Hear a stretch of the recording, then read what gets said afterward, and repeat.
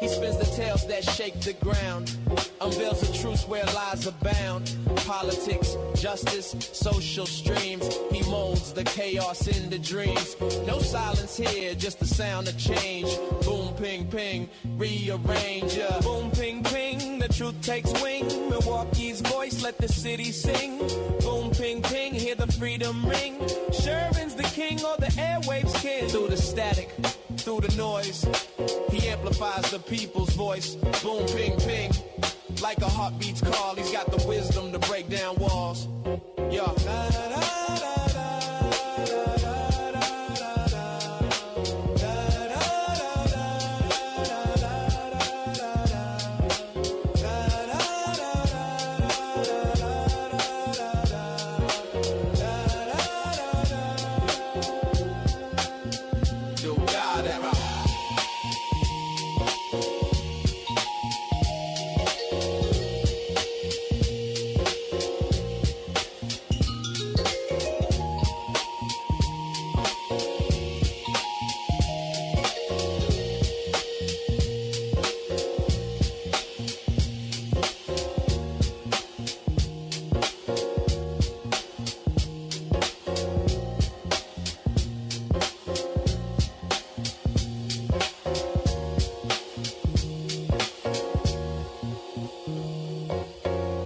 Good morning. Welcome to the program. Today is Friday, July 17th, 2026. You know, I like to be upbeat. I like to be optimistic. I like to be happy. I'm a happy guy. Look at my smile on my face, ear to ear. But unfortunately, today I have a lot of bad news. And I really hate giving bad news to good people because most of you are, in fact, good people. But today is going to be a program in which the news is not going to be very happy and very optimistic. In fact, the news is so bad it might irritate your lungs like the goddamn smoke in the air. I wish we could sue Canada. Sad news I'm going to start with, and then the news is going to get even worse because I am going to delve into some revelations on the Sarah Rodriguez campaign for governor. It literally has gotten worse. I didn't think that it could get worse. So every moment that Sarah Rodriguez stays in the race, she risks becoming a laughingstock. So I do want to take my time in providing information and details about exactly how bad her campaign finance reporting is. Also, there is some evidence of money going missing from her campaign, but don't worry, I'm going to talk about that. And if you're a Sarah Rodriguez supporter, I feel very bad for you because she is not doing well. So we're going to table that for a second. I want to get to some of the worst news of the day. I want you to brace yourselves if you need to go and refill your coffee, or perhaps you're drinking vodka, because I don't know why you wouldn't be. It is 9 o'clock in the morning and it's 5 o'clock somewhere, which is a stupid saying. It doesn't need to be 5 o'clock to start drinking. It just needs to be, you just need to be awake. It's fine. Xavier, I'm having a hard time with this story. This is very, very difficult because this is a profound and tremendous loss for the entire community. You know, I really don't like starting my shows this way. It's Friday. You got paid today. I paid Tuesday. How in the hell did you get? You must have one of them. Bank is just that good. So they must borrow the money to you, and then they get paid back with your check. Probably. Which is, you got to make sure you're not being charged interest, bro. Are you sure you're not being charged? Oh no, I'm not. I'm not. Okay. Well, you got Chime or SoFi or one of them weird banks? No. So this one goes to my Chase account. Okay. All right then. So you bank through Chase? Yeah, I have a couple different banks. I bet you do. Probably have a whole bunch of credit cards and ATM cards. I mean, I have my own business, and then I got enough. my own things. Well, one place you will not be able to use those debit and credit cards, and this is the worst news of the day, is that on the border in Franklin, it looks like the committee has voted 3-2 to permanently revoke their license. I know. Listen, everybody. Calm down. Hug someone if you need to. Franklin has revoked licensing for On the Border. The Gentlemen's Club recently caught up in allegations of prostitution. Can we just stress it's allegations? The Franklin Common Council voted 3-2 to revoke the establishment's Class B intoxicating liquor and fermented malt beverage licenses, its entertainment and amusement license, and a cigarette sold by machine license. Didn't even know you still had to get a cigarette license. This vote came after a hearing and closed session on the matter during a 5.5-hour special meeting on July 16th. On the Border, located at 10741 South 27th Street. I'm sure some of you know that address by heart. Was named as a defendant in a criminal complaint on June 10, 2026, which charged the business with a felony of keeping a place of prostitution. There's some nuance here because the girls are actually independent contractors and there's new ownership and there's new management. And I don't believe that the new management and new ownership was as culpable and negligent for the prostitution that maybe the previous management maybe turned a blind eye to. I know this much. I have been going to that building for probably 35 years because before it was a strip club, it was a teen dance club called Blue Suede Shoes. And when we were teenagers, we would go to Blue Suede Shoes and we would dance and have a very good time. And then I graduated from high school when I went away to college. And when I was done with college and I came back to Milwaukee to start my life and start my career, what was a teen dance club by the time I was in my early 20s had now turned into a shake club. And so I went out there because I was curious. I was like, I wanted to see how they remodeled it.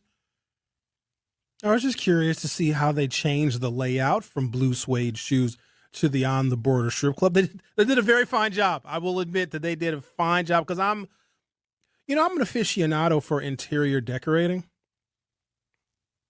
And so those individuals who frequented that establishment, I will suggest that you find a new establishment to frequent. And maybe you want to consider Silk Exotic. They have several locations throughout the Milwaukee area. So if you are looking for that kind of entertainment, then there are still establishments that are available to you. I mean, if you're into that kind of thing, and that's not everybody's cup of tea. In fact, I asked a question that I'm not entirely sure I want the answer to, because I believe that business owners have the right to serve the public in a variety of different ways. There's a whole bunch of businesses that exist out there that I don't like, that you don't like, but because we don't like a particular establishment, or we may not like who they cater to, we don't have the right to shut that business down. But what we can do is we can vote with our wallets. If you don't like a particular business, simply don't go, or find a reasonable alternative, or better yet, go frequent their competition is what I would say. But I've never been involved in the game of, shut this business down because it's terrible and because it's bad. And now the allegations of prostitution, well, I'm sure there probably is some evidence of that. The court system will play itself out. But I do know that a couple of things. The women are independent contractors, so it's not always affiliated with the dwelling and with the building in which some of these acts are taking place. That's number one. Number two, I got another revelation for you, and this may break some hearts. I told you today's show is not going to be a very good one. It's going to be very pessimistic. It's not a happy show today. Sometimes women have sex for money. I don't know if you guys knew that or not. I don't know if anyone has ever told you that before. And because they may guise it and disguise it as dating, it is the exact same thing. It's just in some cases, it's a little bit more straightforward and a little more direct and a little more transactional because, gentlemen, I'm sure you can relate.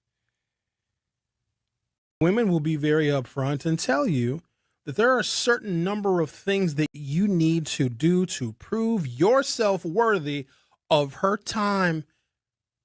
You may have to do things for her. You may have to cater to her. You may have to bend over backwards to please and appease her, but you also will have to demonstrate that you have the financial wherewithal to take care of her. You will have to spend a certain amount of money, and sometimes that amount of money is astronomical. And then and only then, once you have reached that threshold, will she even consider taking things to the next level. Just because you extend the time frame out, all you're doing is collecting more money.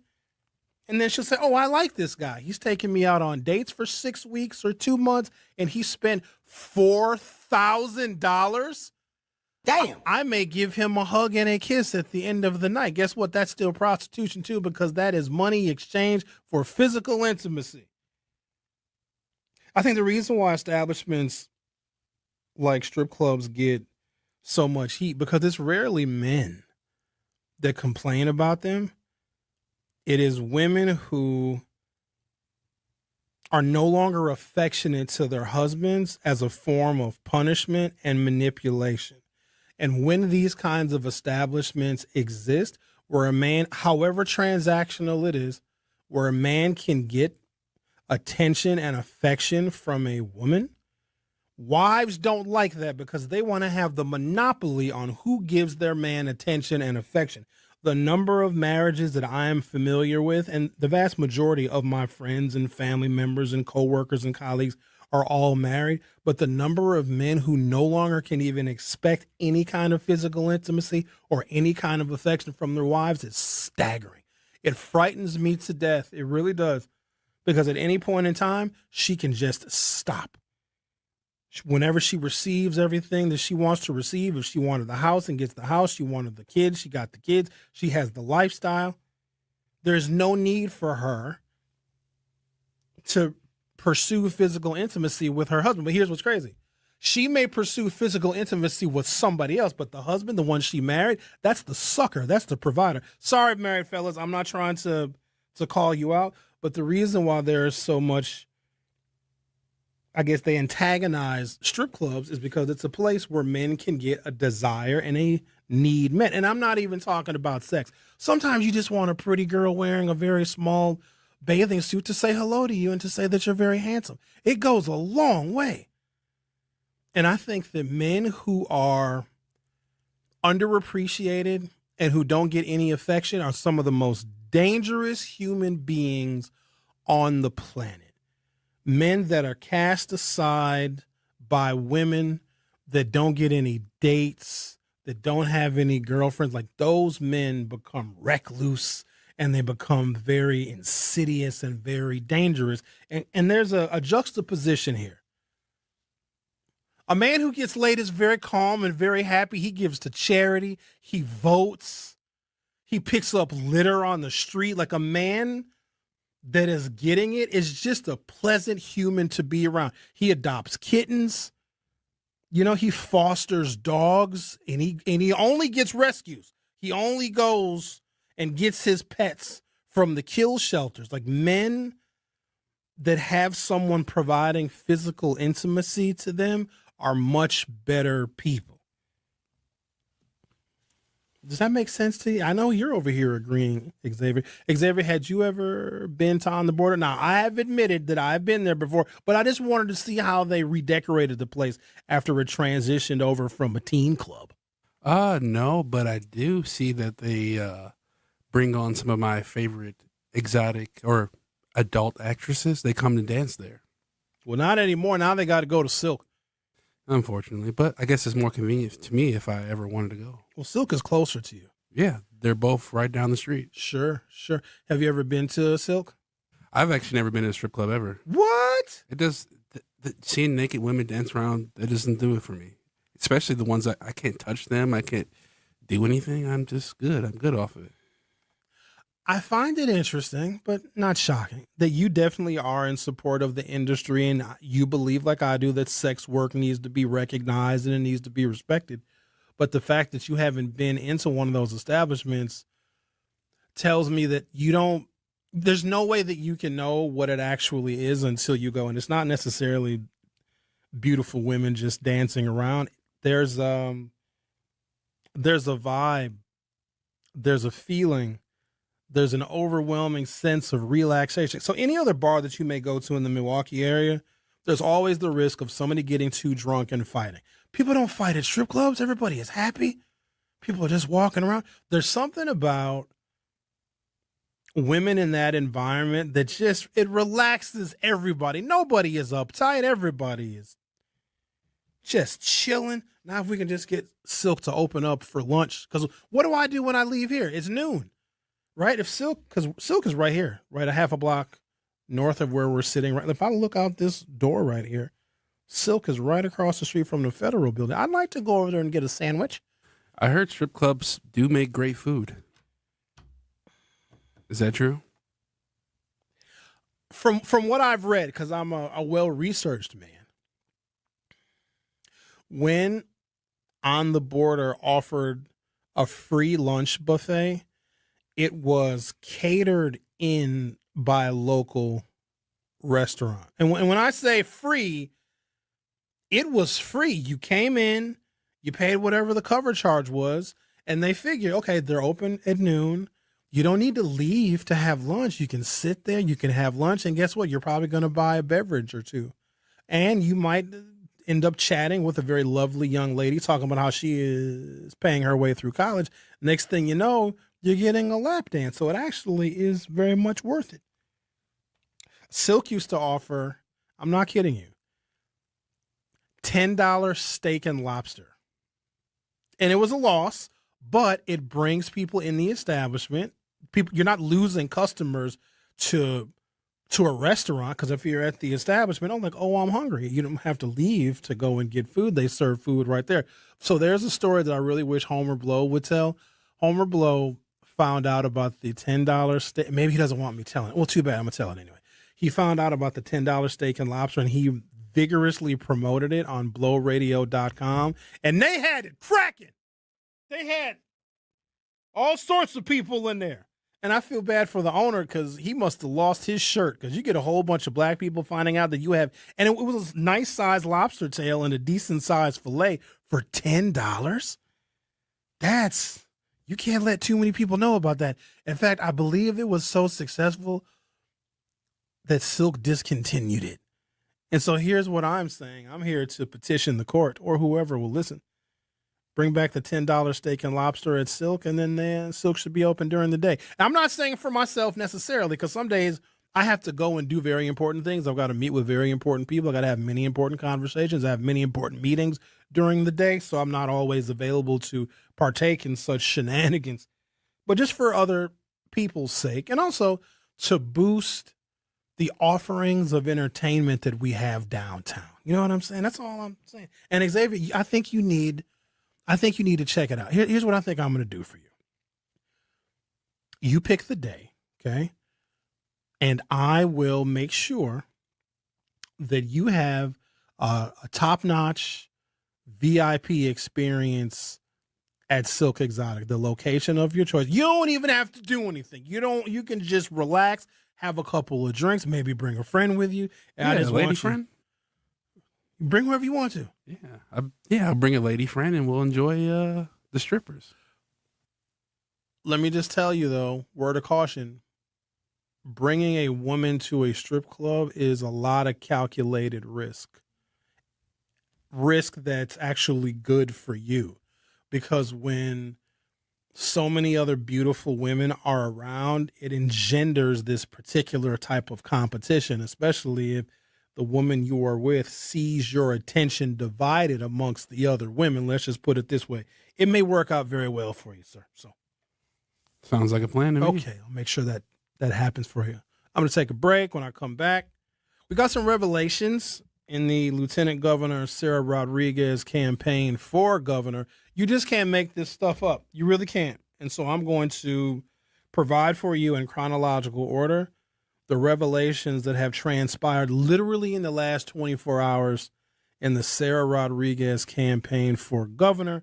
It also shows that Democrats are they're just screwed up. They really are.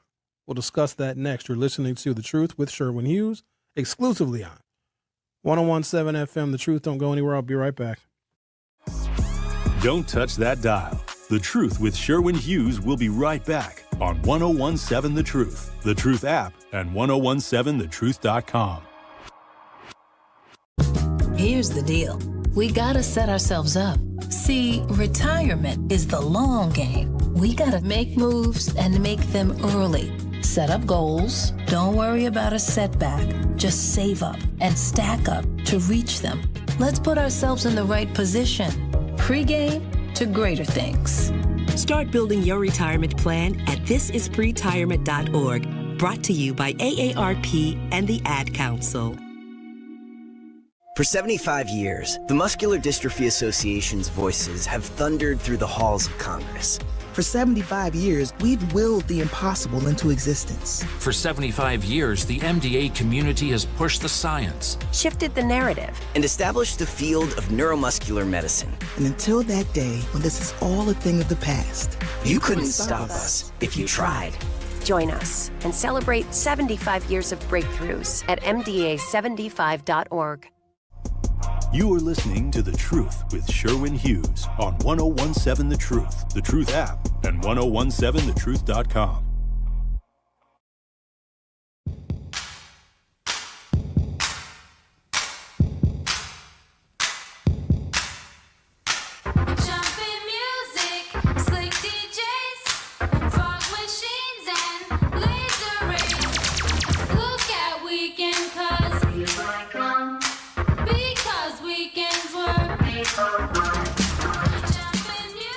Before I get into the embarrassing details of the Sarah Rodriguez campaign for governor, do I dare read some of these YouTube comments? I know I started the show on a little bit of, maybe it's a controversial note, talking about a strip club that has closed. And of course, our YouTube poll is asking you a very simple question, yet a fundamental one at the same time. Should strip clubs be outlawed? And 77% of you say no. Of course they should not. If you don't like them, just don't go. There also is a narrative that, all those girls are being trafficked. No, some of them actually like what they do. Some of them take great pride in the artistry of being what I call affectionately a midnight ballerina. I will deny it if the pictures ever surface, but I tried like pole dancing. It is insane the amount of strength you have to make it look beautiful, graceful, and artistic. So I get up on the pole and I look like a fat, cumbersome oaf. My belly was hanging out, and it's very exhausting. You need a tremendous amount of upper body strength and core strength. It seriously. And there are pole fitness classes that women take because it's a fantastic form of strength training. It's up there with the yoga. Don't knock it before you tried it. I tried it, and I got to knock it because I'm not in shape to be on the pole. Again, if the pictures ever surface, I will deny them and say that they are AI. But no, there's a tremendous amount of labor and effort that goes into being an artistic dancer of the sort. Not really, a city girl says. Well, who's talking about hating? Baba, are you hated by women? Cashy Poo 100 says, women are not always driven by big bucks. How about relationships based upon mutual respect, kindness, generosity, reciprocity, sacrificing for each other to build a shared life with common goals? Make a romantic comedy about that, because that's not reality. Here's what the problem is. Women expect us to love the way that they love, and we can't. We're not built that way. We're not cut that way. In fact, ladies, if you found a man that exhibits that kind of feminine love, you won't want him anymore. Men show love by quietly fighting and sacrificing and putting our happiness aside for the betterment of somebody else. It's not always beautiful and romantic, and sometimes he just works 16 hours so that you can go shopping. He worked that overtime and he really doesn't want to, so he's got extra money so that you, the woman, are happy. And then a woman will be mad. Well, how come after 16 hours you didn't bring me flowers and candy and you didn't stop at my favorite restaurant and get my favorite tacos? If she gets her hair done, just in the most subtle of ways, and he doesn't notice, he has committed a grave offense. And men, to totally please and appease a woman, have to walk on the kind of eggshells that we didn't even know existed. And there's a series of problems going on in our society because, a lot of people, not just men, but women as well, are raised by single mothers. But I want to focus on the women that are raising men. And I know how hard it is, ladies. It's very tough to be a single mother, because I know I hear from you and you hate it because if you're a single mother, you're a victim. I get it. I understand. It's very hard to raise children by yourself.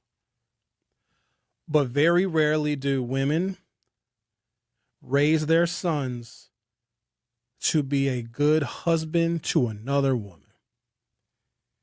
Now, some do, but a lot don't. A lot of boys that grow up in these households where there's no male influence, it's the mama, it's the grandmama, it's the aunties. And you have boys that are growing up in this environment and are listening to other women just destroy and decimate, not just men, but also other women. And that's poisonous for a little boy to grow up in that environment because his attitude about women very well may be that of his mother's. And you know this, if you bring a woman home to meet your mother, 99% of the time your mama gonna hate her because no woman is ever gonna be good enough. Ever. There's just something in that whole dynamic that I don't believe that women either, maybe they don't want to. Maybe when your son grows up and he leaves you to go start his own life and his own family, which is entirely the point. The entire point of raising children is for them to be self-sufficient enough to live the majority of their lives without their parents, because parents die, you see. And you don't want to leave children that are not prepared for the rigors of the real world, because they'll just be society's problem. But it is very, very rare. You got some 50 and 60-year-old women that call their sons their babies. Their sons are 37 years old and have kids. It's the craziest thing ever, I swear.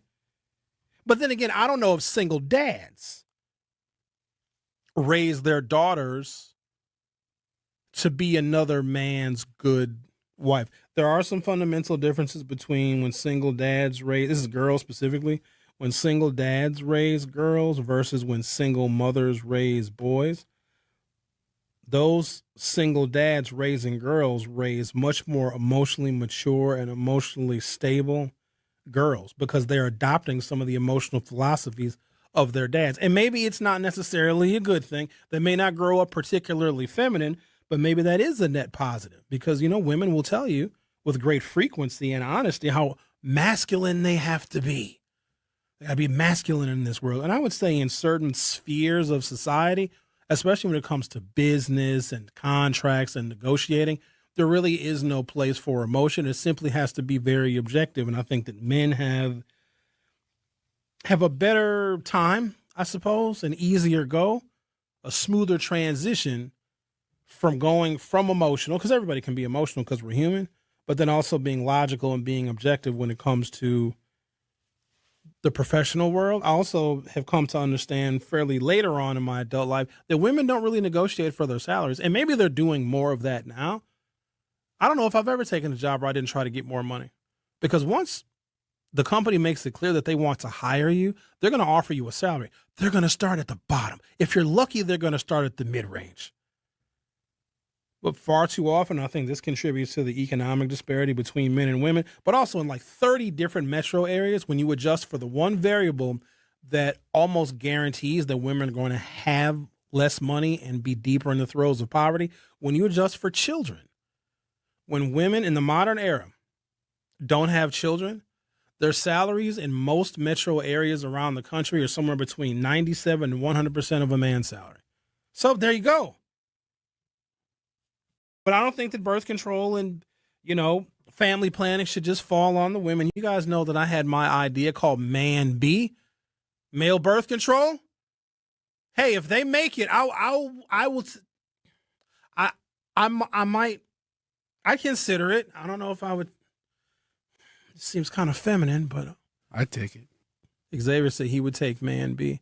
There's just something that's kind of feminine about, hey, y'all, can y'all run me back home? I didn't take my pill today, and I don't want to have to take 2 of them tomorrow, so can you just run me back to the crib real quick? I got to take my Man B. There's something about that I don't particularly care for, but I guess like anything else, you probably could get used to it. You know what else? Have you ever heard a woman say, she has to live in her masculine. She has to be masculine until she meets a man that can bring out her feminine. Xavier, have you ever heard something like that before? Where a woman's got to be tough and she's got to be very bold and she's got to emulate what I call toxic masculinity. But then if she meets the right man, she'll submit to him. But until then, she's going to operate in her masculine. Have you heard that before? The women I deal with, no. Okay. But it may not, I'm not talking about the women that you deal with, but just in general. In general. No, I haven't. Then women I got to be masculine until I find a man that I can submit to. You know, the right kind of man can make me more feminine. Think about this for a second. Could you imagine a man saying the exact same thing, that he's going to operate in his feminine until he meets a woman that can bring out his masculine? We would kick that man to the curb. Imagine this, the dancy-prancy little guy throwing glitter all over the place until he meets that woman. And then when he meets that woman, now he's going to be rough, tough, and macho and be the protector and provider. That's insanity. Isn't it crazy, though, to think about that? If we give latitude to women to be masculine until they meet a guy that can bring out their feminine, we're like, oh, that's acceptable. But if a man said, I need to meet a woman to bring out my masculine, it just doesn't even make any sense. I'm going to take a break, come back.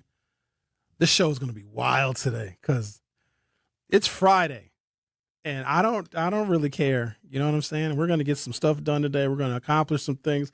I'm going to continue to make the case for the only Democrat who is running for governor that I believe can actually win. Tom Tiffany cannot beat Joel Brennan. You can take that however you want to. It is objective fact that in the outside spending ads that are airing right now for Tom Tiffany, they're comparing Francesca Hong, Mandela Barnes, and Kelda Royce to AOC and to Bernie Sanders. They intentionally, and Sarah Rodriguez is in that commercial too. They intentionally omitted Joel Brennan from that hit piece commercial because the Republicans know that they can't put Joel Brennan in a lefty, liberal, democratic, socialist box. Joel Brennan represents something that the Republicans are fearful. And also, if he becomes a Democratic nominee for governor, he has a better ability to get down ballot Democrats elected to the state Senate and the state Assembly. And to get anything done in modern American politics, your political party needs to have the majority. They need to have the courts. They need to have the executive branch, which is the governor. And they need to have both chambers of the legislature. And Joel Brennan has a better chance of doing that than any of the other candidates. But don't worry, we're going to dig into it today because apparently I'm the one that gives all the details about the politics. I was listening to Bailey and Homer this morning. They was calling me out like I feel a whole bunch of pressure right now. In fact, I was offended. I listened to them early in the morning, and they're talking about something I said or whatever. Like, oh, Sherwin, we know you're not up yet. You're probably still in bed. You know where I was when Homer said that? Pulling into the goddamn parking garage. Don't tell me I'm sleeping. I'm up, I'm ready, and I'm hungry. Let's go. The Truth with Sherwin Hughes on 101.7 FM. We'll be right back. Don't touch that dial. The Truth with Sherwin Hughes will be right back on 101.7 The Truth, The Truth app, and 101.7thetruth.com. Dreaming of owning your first home? Don't settle for a fixer-upper. Build a brand new home with Milwaukee Habitat for Humanity. They partner with first-time buyers to make home ownership possible with little to no down payment and a team that's on your side every step of the way. Even if you're just starting to explore what's possible, they're here to help you take the next step. If your household earns between $55,000 and $90,000 a year, you may qualify. Visit MilwaukeeHabitat.org to learn more. You can't buy a best friend. You can love them, walk them, pet them, and care for them, whether they want you to or not. You can take a picture or 50. You can fly to the moon, travel the world, or just stay in bed. You can't buy a best friend like that, but you can adopt one. There are millions of pets waiting for a best friend just like you. Help us save them all at bestfriends.org. Talking about guns with others might not always feel comfortable, but it could save a life. Here's a way to start a conversation. Your family is going over to your neighbor's home for dinner for the first time. How would you ask if there are any unlocked guns in the home? Hey, Hey, we're so excited for tonight. Before we come over, though, may I ask if there are any unlocked guns in your home? Our guns are stored securely, locked in a safe that the kids can't access. Awesome. Learn how to have the conversation at agreetoagree.org. Brought to you by the Ad Council. Wherever there's a need in our communities, there's a United Way. Improving lives so everyone can thrive. Where more people can gain access to health care and nutritious food for their tables. Where more community members can benefit from financial education and get connected to local resources for housing support. And where children are given more chances to reach their full potential. Community is where we find our strength and where we share our hope. United is the way. Visit unitedway.org. Are people around me safe when I vape? Science does not support that belief. Exhaled vape emissions linger in the air, affecting indoor air quality and bystanders in the same space through secondhand exposure. Vaping emissions can also accumulate on clothes, hair, dust, and furniture, leading to exposure risks to bystanders of all ages. And vaping around a pregnant person can lead to serious health impacts on fetal and childhood development. Enough with the puff. Learn more at ul.org/vaping. You are listening to The Truth with Sherwin Hughes on 1017 The Truth app, and 1017thetruth.com.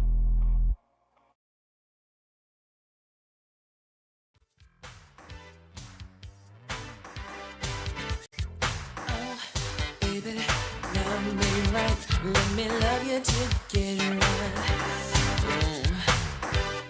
Can't you let the others be?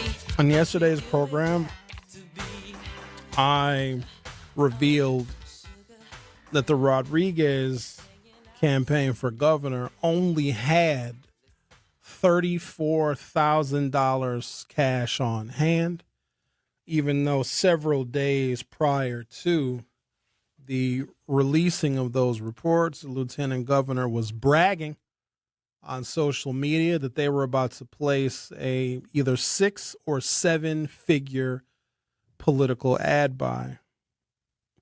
That, ladies and gentlemen, was a falsehood, and the Rodriguez campaign knew that it was.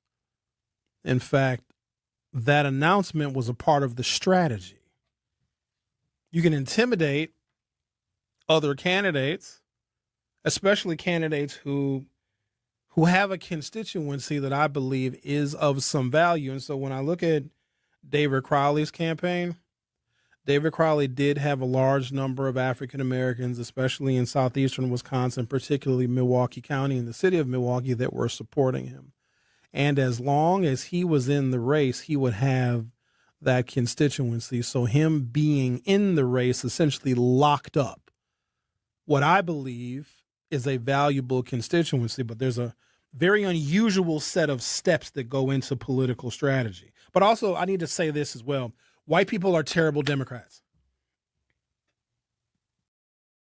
I said that, and I gave you a little moment of silence there to internalize that. And we really shouldn't be listening to them when it comes to the strategy of the Democratic Party, because if you look at the actual real, raw, and objective data that we get in every single election, ladies and gentlemen, there's so much information that's made available to us about the data and statistics of every election, because you know our elections are scrutinized, because Donald Trump, especially per his speech he gave last night that I did not hear 1 second of, believes that the elections are fraudulent and China got involved, and he's trying to make the case for the federal government to be much more involved in voter data. And, of course, he has his SAVE Act, blah, blah, blah, blah, blah. I said all that to say this. Our elections are incredibly scrutinized, and so we have a tremendous amount of data, whether it be exit polling, whether it be the ground level data at the ward level, at the city level, county level. We have all of this data.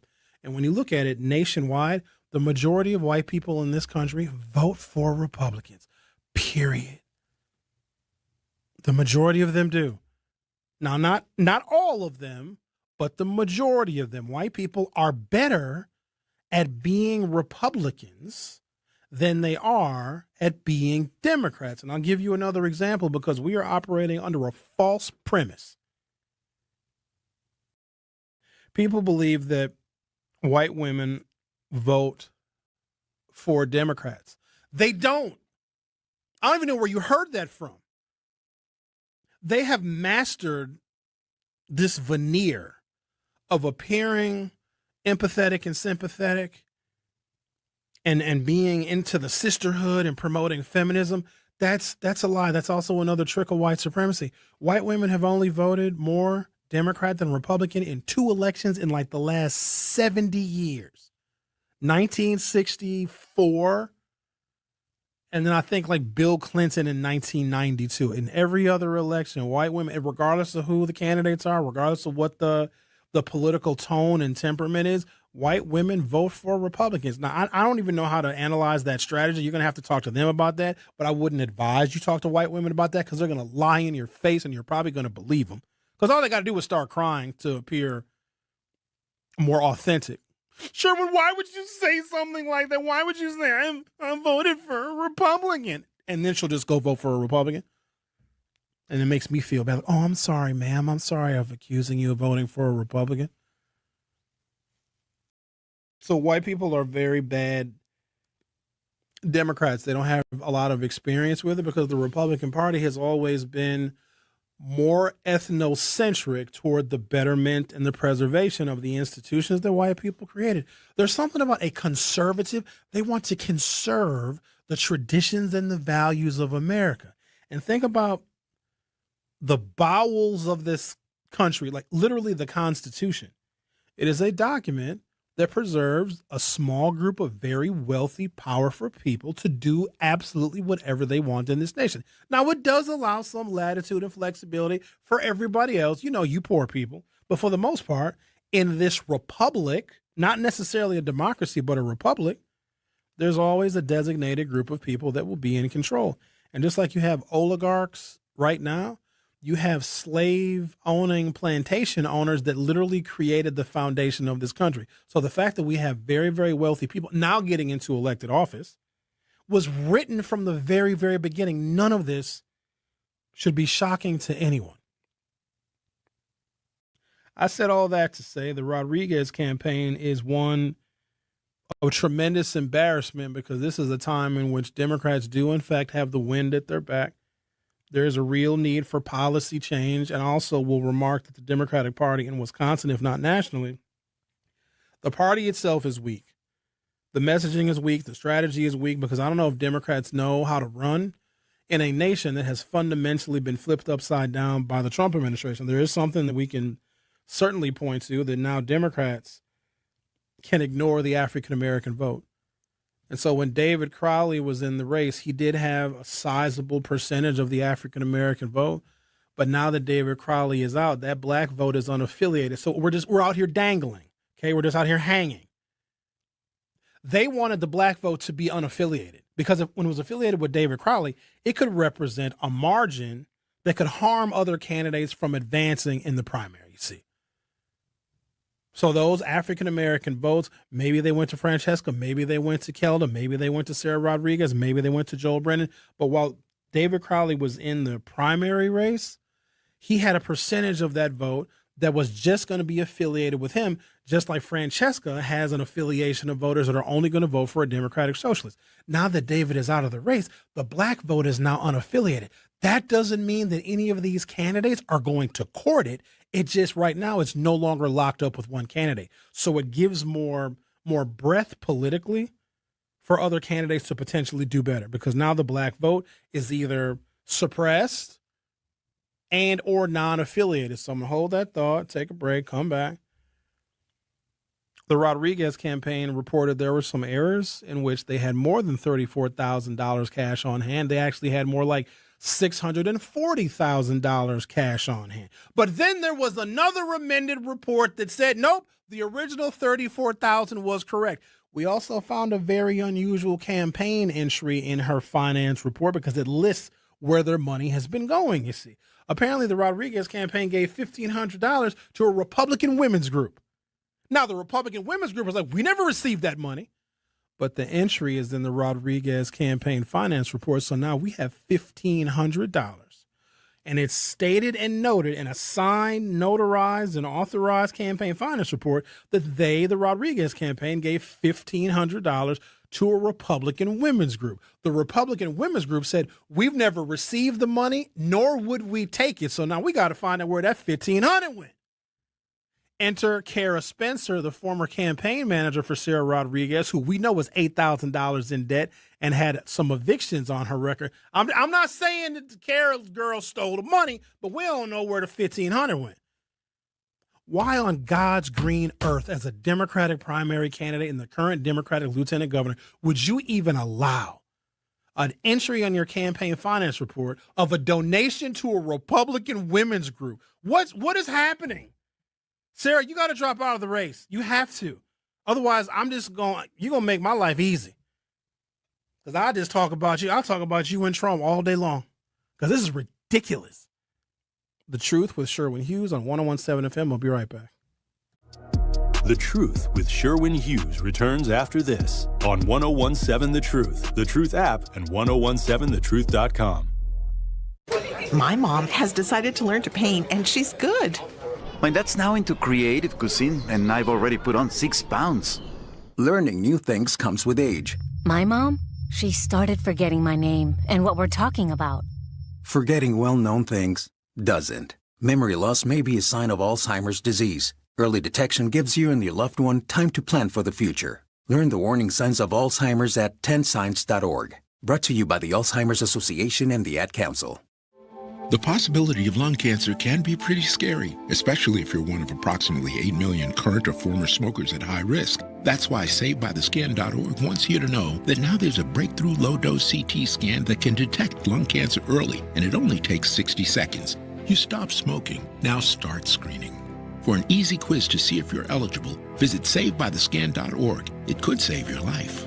SaveByTheScan.org is brought to you by the American Lung Association's Lung Force Initiative and the Ad Council. Reading aloud to children sharpens their listening skills, expands their vocabularies, and nurtures a lifelong love of reading. That's why Reading is Fundamental, the nation's leading children's literacy nonprofit, offers free monthly read-alouds by popular authors through its Rally to Read program. Visit rallytoread.org to watch the read-alouds and discover exciting reading activities for school and home. Visit rallytoread.org today. We asked parents who adopted teens to share their journey. When I met both of them, it was like my missing pieces were found. Like it was just like an instant, these are my kids. If you're considering adopting a teen, just do it. Kids need families. I don't care the age, everybody deserves a family. Learn about adopting a teen from foster care. Visit adoptuskids.org to learn more. A message brought to you by Adopt US Kids, the U.S. Department of Health and Human Services, and the Ad Council. Not completing high school is more of a social thing than it was an academic thing. Even though all these years have passed, I still had that longing to have my diploma. At age 30, Carissa finished her high school diploma. If you're even considering getting your high school diploma, you can do it. No one gets a diploma alone. If you're thinking of finishing your high school diploma, you have help. Find free adult education classes near you at finishyourdiploma.org. That's finishyourdiploma.org. Brought to you by the Dollar General Literacy Foundation and the Ad Council. Hear that? That's the sound of your life. Perfectly imperfect. Beating in rhythm to the world you've created. But every time you drive after drinking, the music gets drowned out. Your life sounds pretty great. Don't let a buzz ruin it. Buzz driving is drunk driving. Don't drive buzzed. A message from NHTSA and the Ad Council. You are listening to The Truth with Sherwin Hughes on 1017 The Truth app, and 1017thetruth.com.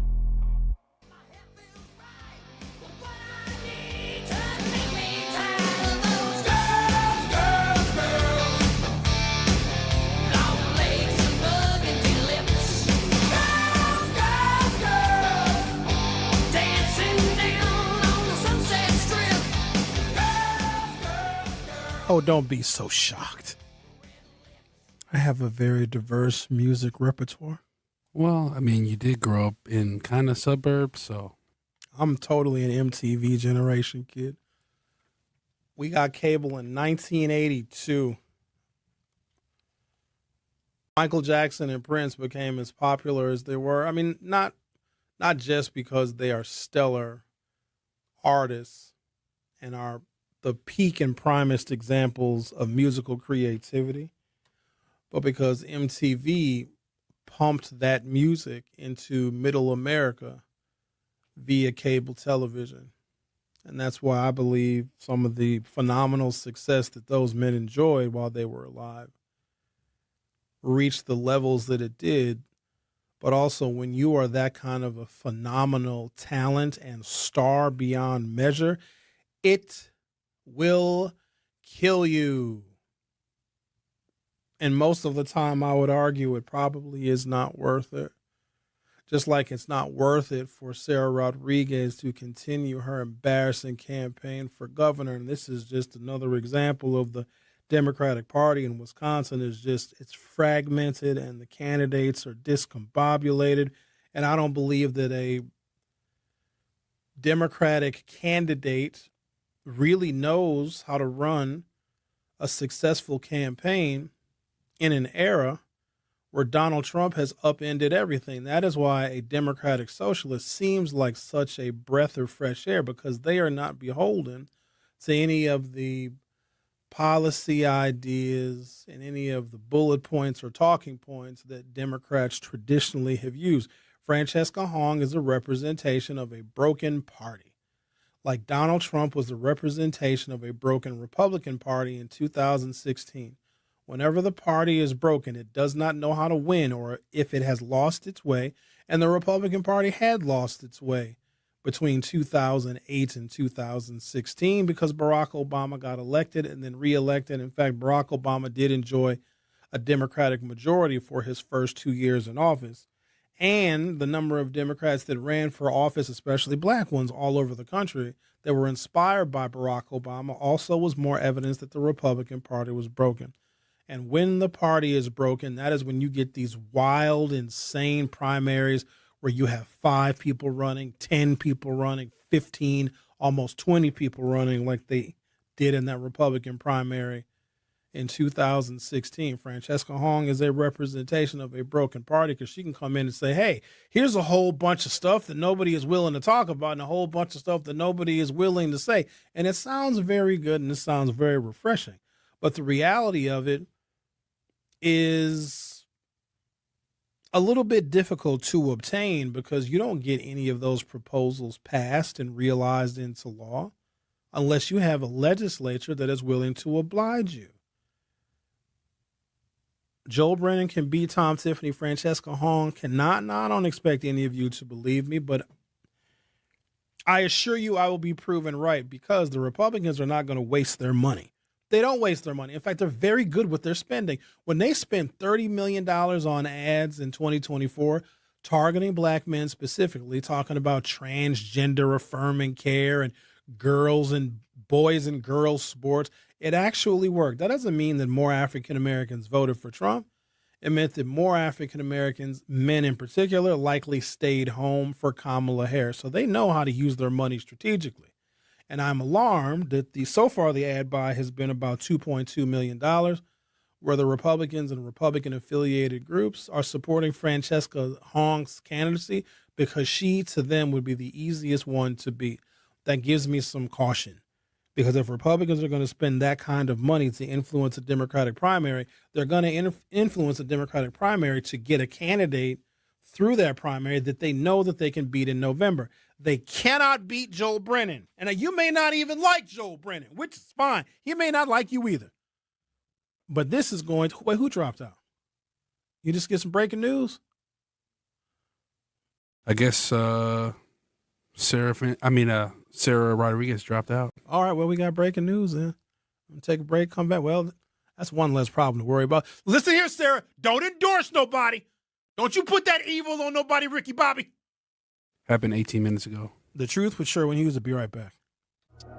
The Truth with Sherwin Hughes returns after this on 1017 The Truth, The Truth app, and 1017thetruth.com. Life's better with American Family Insurance because we know you love working weekends. If it means working on your dream home, both inside and out. And we're here to help protect those dreams so you can enjoy peace of mind, Save up to 40% when you bundle home and auto. American Family Insurance. Get a quote and find an agent at amfam.com. Products, pricing, and availability vary based on where you purchase insurance and by state. Some exclusions apply. American Family Mutual Insurance Company, SI, and its operating companies, 6000 American Parkway, Madison, Wisconsin. Natural gas is a clean, reliable, and convenient source of energy delivered directly to you through underground pipelines. The pipeline system has an excellent safety record, but there are clues that can help you identify a potential hazard. If you smell the strong odor of rotten eggs, hear an unusual hissing sound, or see blowing dirt or debris, it could be a natural gas leak. Leave the area immediately and call We Energies at 800-261-5325. We Energies. People you can trust. Energy you can depend on. At Milwaukee College Prep, we believe brilliance lives in every child. Here, students are challenged, supported, and celebrated every single day. With small class sizes, dedicated teachers, and a proven track record of academic excellence, MCP is helping Milwaukee kids reach their fullest potential. Enrollment is still open for grades K-3 through 8. Apply today. Give your child a school where they'll thrive. Visit mkuprep.com or call today.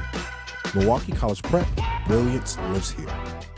I'm Sherwin Hughes, and I know the power of Stars and Stripes Honor Flight firsthand. As someone who's been on an honor flight, I can tell you it's a day you'll never forget. Stars and Stripes Honor Flight gives our oldest veterans who served in any location in June of 1975 or earlier a free one-day trip to Washington, D.C. for veterans. Airfare, meals, a coach bus tour, and special flight apparel are all included. It's a day of honor, gratitude, and camaraderie. Veterans who served in the Vietnam or Korean War go to flySSHF.org and ask for an application.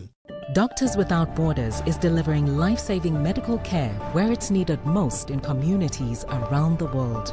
From bandaging war-wounded patients in Sudan to providing clean drinking water in Haiti, we're in more than 70 countries worldwide, bringing patients from sick to recovering, from emergency to aid, from crisis to care. This life-saving care is made possible by a global movement of supporters like you. Thank you.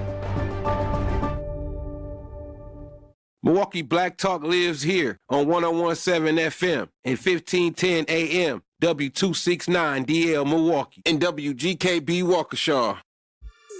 This is The Truth with Sherwin Hughes on 101.7 The Truth, The Truth app, and 1017thetruth.com.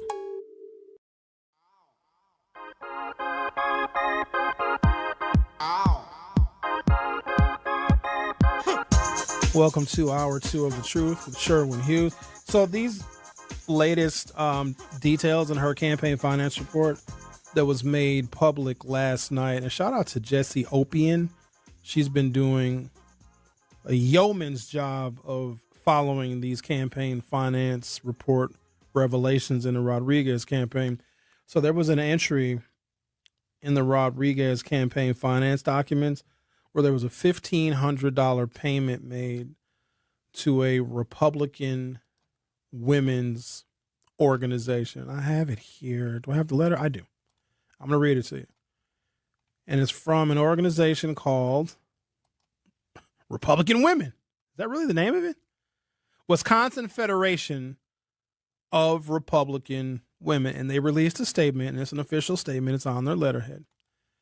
And it says, for immediate release, July 16, 2026, Republican Women of Wisconsin, quote, we never received the $1,500, quote, donation Sarah Rodriguez claims she sent us. Complaint filed with the Wisconsin Ethics Commission. So in Sarah Rodriguez's campaign finance reports, and it's glaring. If you're looking at her reports, you have to wonder why the current Democratic lieutenant governor, who's was a candidate for governor running as a Democrat, would give $1,500 to a group of Republican women. It literally makes no sense. And if that is a campaign finance error, then she should, in fact, drop out of the race. To allow something like that to appear on a public document is insane to me. It's insane. And so the Republican women were contacted by the media. Hey, why did Lieutenant Governor Sarah Rodriguez give you the Federation of Republican Women? Why did she give you $1,500? And they're like, we have no such entry. And they also said, I'm going to read the statement in a second, that we wouldn't even take it. So they're saying if Sarah Rodriguez even sent them $1,500, that they would return the contribution. And so they have no record of ever receiving the money.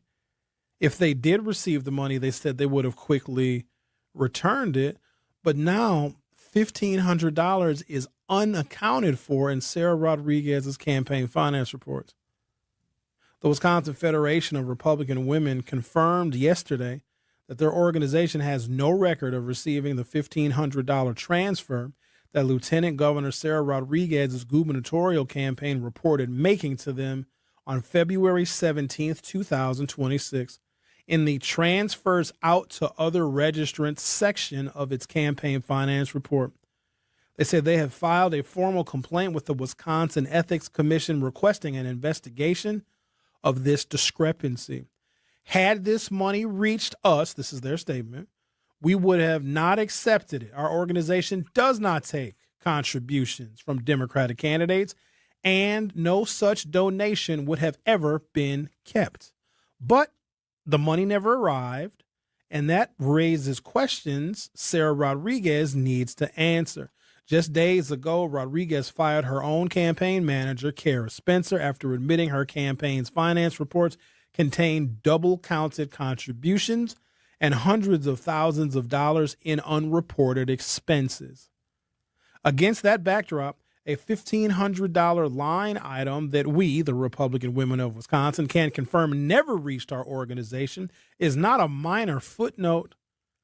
It's one more entry in a growing list of numbers on Sarah Rodriguez's campaign filings that don't match reality. The Republican Women of Wisconsin are calling on the Rodriguez campaign to A, publicly account for the $1,500 listed as transferred to their organization on February 17th, B, explain why this entry, unlike others in the same filing, omits the treasurer name and address. Uh-oh! Your treasurer is supposed to sign all of these documents, but the treasurer wouldn't sign it. And C, cooperate fully with the Wisconsin Ethics Commission's review of this matter alongside its existing review of the campaign's other filing errors. Wisconsin voters have already been told once that Sarah Rodriguez's campaign finance reports can't be taken at face value. They deserve to know whether this is another example or potentially another fraud mechanism invented by the Sarah Rodriguez campaign. That is a damning rebuke of the Rodriguez campaign. Let me rewind time about 18 hours. Sarah Rodriguez's campaign filed an amended campaign finance report yesterday afternoon that shows her cash on hand to be $643,207. That is a massive and unexpected swing from the $34,991 that was reported the previous day. All right. So that was yesterday afternoon, and I covered that on the Hughes Views 414 podcast. If you haven't subscribed to the Hughes Views 414 YouTube channel, I think you should, because there we go into even greater depth of some of the political issues of the day in an uncensored format where we also take live callers. So last night, I remarked on the fact that, okay, the Rodriguez campaign has got $600-some thousand, which would have put her in fantastic company. In fact, she would have been the leading fundraising candidate. So yesterday afternoon, follow me now, this gets crazy. The Rodriguez campaign did an amended report that showed, they messed up on a couple of things. They actually have $640,000 cash on hand. Again, yesterday evening, they filed another report and said, no, the $34,991, no, that's actually how much we have. Just think about that for a second. This smells like fraud, and I'm not making that accusation. I'm not. But if the Republican women are listed in the Rodriguez campaign finance report of having received $1,500 and they have no recollection or record of ever receiving the money, and even if the Republican women's group did receive the money, they said they wouldn't have accepted it. Now we have at least $1,500 that was supposedly donated or spent by the Rodriguez campaign, and we don't know where that $1,500 is. Yesterday evening, they came out with another campaign finance report and said, we only have $34,000 cash on hand. And maybe the lieutenant governor was a victim of embezzlement. Maybe there were people that were intimately involved with her campaign that were stealing her money. But how do you not notice that? How do you not? Sarah Rodriguez prides herself on her knowledge and expertise of the healthcare system, because she'll tell you, if you ask her, even if you don't, that she's a nurse. She's a nurse by trade. And for some weird reason, she decided to get into politics. I don't know, to maybe make healthcare more accessible or more affordable. Who knows? But she'll tell you in her speeches, when she's delivering her message, she'll tell you that she's a nurse. And we like nurses. Nurses can be very nice. They also can kill you. But they're very helpful. And a nice nurse makes your stay in the hospital much more pleasant. Think about this. If Sarah Rodriguez does not know what is going on with the details of the numbers of her campaign finance report, what if she's prescribing your medication? You can't keep track of your $600,000. I'm sorry, $34,000. I'm sorry, $1,500. I'm sorry, $34,000. You might prescribe somebody a little too much insulin if you don't know numbers so good. Hi, Mr. Smith. Hi, I am Nurse Lieutenant Governor Sarah Rodriguez. Okay, here's your insulin shot. Okay. Oops, sorry, that wasn't insulin. That was heroin. Oh, darn, I must have made a mistake on my medication chart. Absolute insanity. I'm telling you guys, white people are very bad at being Democrats. White women in particular. But maybe it makes sense that Sarah Rodriguez maybe did transfer some money to the Republican women because she covertly wants to be one of them. I don't know. This is just insane to me. But you know who it's looking good for? Plug your ears, Xavier. It's looking like Joel Brennan for the winning. That's what it's looking like. I don't know. I think that black people can make their names known by taking an underdog candidate and advancing them through all of this madness and all of this chaos. First of all, we shouldn't be voting for a candidate in which the Republicans are spending at least $2.2 million to advance, and that's Francesca Hong. I know that you're going to probably look at that as a badge of honor and courage, Xavier, that the Republicans are spending money on her. Maybe they're secretly scared of her. I don't know. I just know the Republicans are very smart with how they spend their money, and they want a candidate in November that they know that they can beat. And I believe that they can beat Francesca Hahn. That's number one. Number two, if she does get elected governor, she's not going to bring other Democrats and get them elected to the legislature. She can't even credibly campaign for other Democrats because she's not one. She could credibly campaign for other Democratic socialists, but there aren't enough Democratic socialists running for legislative positions to where they could have a majority in the Wisconsin state legislature. It is a virtual impossibility, and it is a fool's errand. Tom Tiffany and the Republicans are scared of Joel Brennan because they can't paint him as some crazy left-wing liberal that has pink and purple hair and goes and protests data centers. Oh, on that note, in the town of Darien, which is in Walworth County, they are proposing building a gigantic 324-acre power plant that the people of Darien and Walworth County, believe is going to be used to power a data center. All right, 324 acres. Let's just say that that's a lot larger than the 19,000 square feet at Midtown.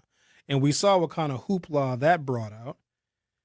Do you find it at all funny, interesting, or maybe just a taste ironic that the Party for Socialism and Liberation that made a really big stink about the 19,000 square foot computer research center at Midtown is nowhere to be found protesting an actual data center that's going in Walworth County? Do you understand that? Do you understand what I'm getting at here?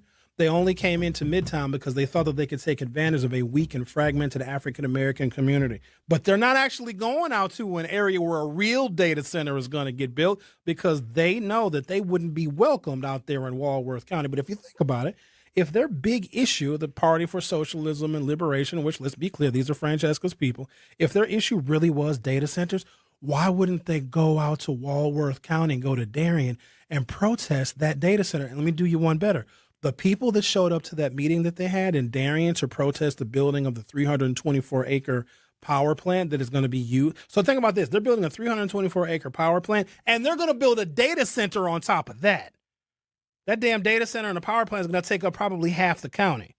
And it's going to be an environmental nightmare. They already have a whole bunch of wind farms out there that people that live in Walworth County don't like because they think it's unsightly and it's taking away some of their farmland. Okay. And every single person from the town of Darien that showed up to that committee meeting was staunchly opposed to that power plant and to the data center. So the Party for Socialism and Liberation that infiltrated Midtown didn't even go out to a data center meeting where every member of the town is actually against it. You would think that they would want to take advantage of that opportunity, right? Of course not, because those are white people that they know that they can't manipulate. All I'm doing is just giving you obvious evidence. I'm going to take a break, come back. Lieutenant Governor Sarah Rodriguez drops out of the Wisconsin's governor's race. We're going to talk about that next. You are listening to The Truth with Sherwin Hughes on 101.7 FM. I'll be back shortly. The Truth with Sherwin Hughes returns after this on 101.7 The Truth, The Truth app, and 1017thetruth.com. Mommy, can I sit in the front seat just this one time? Please, please, please. No, not yet. But why? Because I love you, and you're just not ready yet. Now, get in the back so I can get you in your car seat, please. Putting your kids in the right seat for their age and size is an act of love. Check that your kids are in the right seat at NHTSA.gov/the right seat. Love protects. A message from NHTSA and the Ad Council.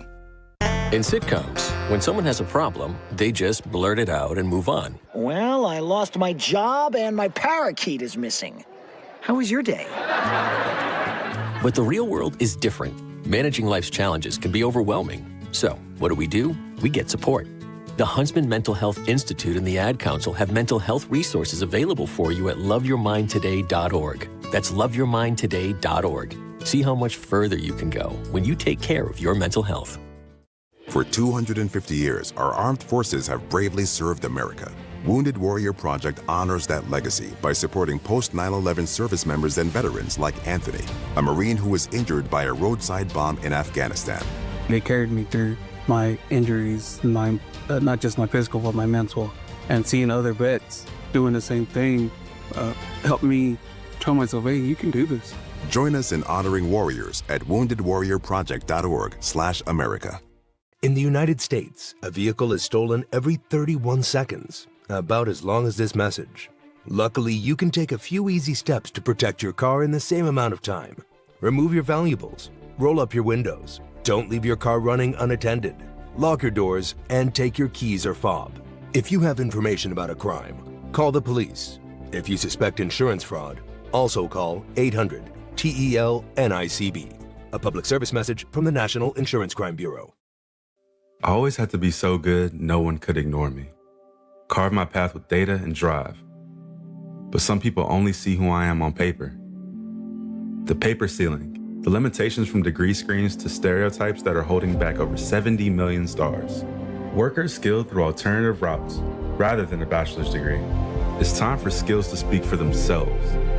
Find resources for breaking through barriers at tearthepaperceiling.org. Brought to you by Opportunity at Work and the Ad Council. I'm Chris Jakimick. I served in the United States Air Force and I deployed 3 times. So in 2017, I was serving as an Air Force First Sergeant. Our motto in that role is my job is people, everyone is my business. But unfortunately in that year, I would lose my own brother, Lance Corporal Adam Jakimick, to suicide.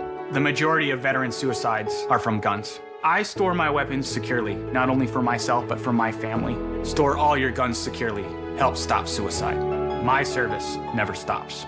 Brought to you by End Family Fire and the Ad Council. You are listening to The Truth with Sherwin Hughes on 1017 The Truth app, and 1017thetruth.com.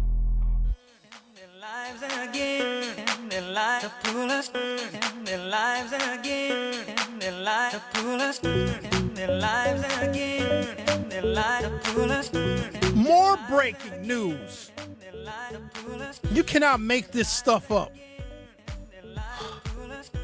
Senior Democratic strategist confirmed Governor Tony Evers is, quote, very seriously considering supporting the movement to get David Crowley back in the race. What's happening?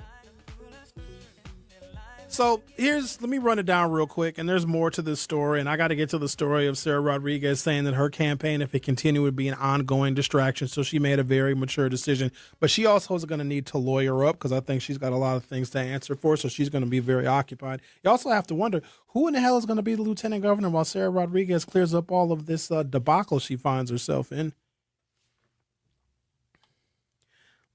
There's also another quote here. Oh, this stuff is fantastic. One source says, and they want it to remain anonymous, it says, and I quote, From everything we've seen, this was Mandela Barnes' race to lose, and he's losing it. Damn, Mandela. You're next, Mandela. There was evidence that Sarah Rodriguez knew that she had discrepancies in her campaign finance report on two specific dates, okay? June 30th and July 7th. Xavier, can you do me a favor and look up the actual date in which David Crowley dropped out of the race? So Sarah Rodriguez knew that she had problems, didn't tell the Crowley campaign. The Crowley campaign ends and endorses Sarah Rodriguez on that exact same day, and she knew that her campaign finance reports were screwed up. This was so the day before, so the week before and the day before, Sarah Rodriguez knew that she had some problems with her money in her campaign finance reports. She didn't tell that to David. She didn't tell that to anybody, okay?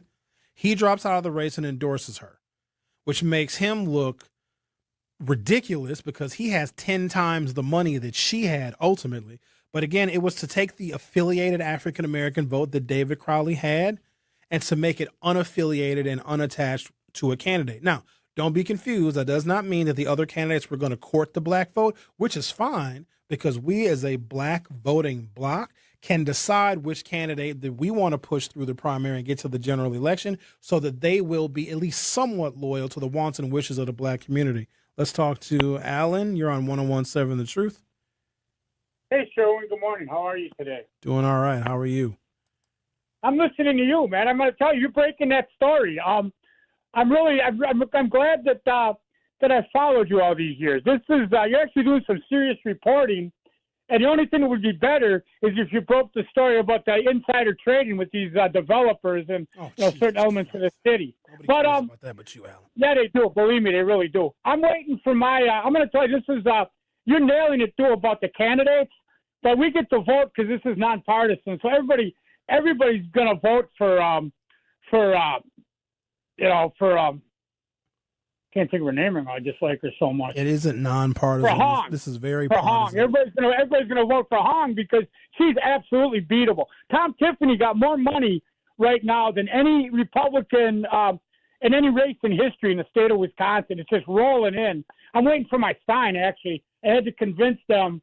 They thought I was pranking them. He only has $2 million, Alan. That's not more money than any Republican in the history of the state.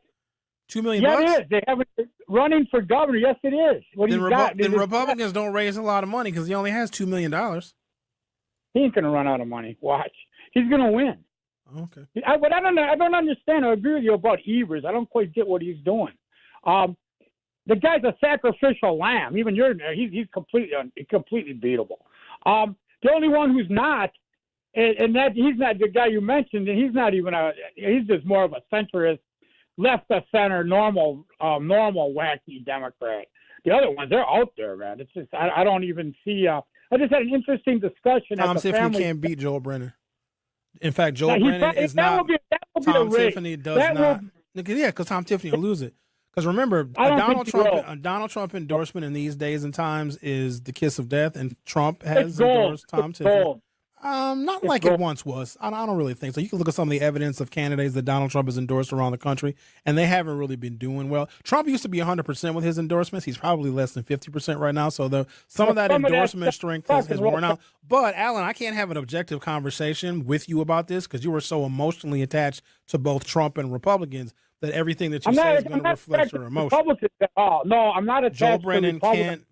Tom Tiffany can't beat Joel Brennan because in the ads that are being run lambasting the Democrats, Tom Tiffany is not putting Joel Brennan in the same box as Kelda and as Mandela and Bernie Sanders and AOC and Sarah Rodriguez. They're doing that on purpose because they can't paint Joel Brennan as some crazy pink and blue-haired circus freak because he's not that. And Joel Brennan has the ability to bring other Democrats into the legislature, giving Democrats a majority. Now, there's nothing you can argue with about that. Anything else you'd like to add? If not, I got a bunch more information I want to talk about the strip club thing. I agree with your guy who was there. They're very boring, man. Extremely boring. And the thing about the money and your wife or your girlfriend, really, who keeps track of how much money they spend? It's like, not Sarah Rodriguez. Well, that was there, but I mean, if you can't afford stuff, obviously there's gold diggers out there. But like the strip club. Like I told Ty, I said, when you're 18, 19 years old, and you're in Bangkok, Thailand, on an R&R, and you go down Soy Cowboy, and you go to the you go to the American bar. It might still be there. Big open air. You know what it's like in Bangkok. It's like a circus of sex. So after that, it's all downhill. What are you going to do? You're 18. I was wet behind the ears, and I had these older guys took me out. I'm like, I went to ride the elephant. That was more fun than that stuff. I mean, oh my God, it was even at that age, I thought it was dirty. So I go to I've been to them things a few times, them clubs, guys want to put up. And I'm like, dude, I've had the strippers ask me, you look really bored. And I'm like, well, I am, And they're like, well, why? I said, first of all, my wife is, for real, and I can go home and hang out with her. And secondly, this is fake. I'm not going to pay you to talk to me. I'm not going to buy a cartoon drink. Although I did get kicked out of Ricky's one year for getting the strippers all drunk on a wild turkey. The woman said to me, why don't you buy me a drink? I said, I will if you drink what I'm drinking. And she said, okay. I said, make her a double wild turkey straight. The guy came and told me, he said, hey, look, man, you can't even be in here. You got to go. You're ruining it for all my strippers. They can't dance no more. True story. My buddy fell in love with a stripper, and he wanted to keep borrowing money for lap dances. I finally had to cut him off. I was like, oh, my God, that's all he talked about all the way home. I was going to put him out of the car. It's like, dude, it ain't real. But there you go. Great show, man. Thank you, Alan. We learned a lot from you. No, you didn't learn too much. I learn from you, though, every day. To believe it or not, I do. In another life, we may well have been, dare I say, friends. But you'd be surprised how close your views, because you can't pretend the stuff you talk about. It's not, that ain't stick. Every now and then you cut through it. And it takes a superb guy to keep me interested. I was not even interested in Rush Limbaugh the way I am to you. And Rush could get me going. But you actually, you're nonpartisan a lot. And sometimes you're even sometimes you even be critical of the black, like you are now, and it's like of the candidates. And sometimes you're critical of your own, like I am of my people. It's remarkable how close we really are. That's what's weird about politics. You're going a little too far. Let's cut the I'm conversation. not. I'm feeling the love, my friend. I'm feeling the love. Have a good week. Thank you. You've been very nice. Thank you. Have a good weekend.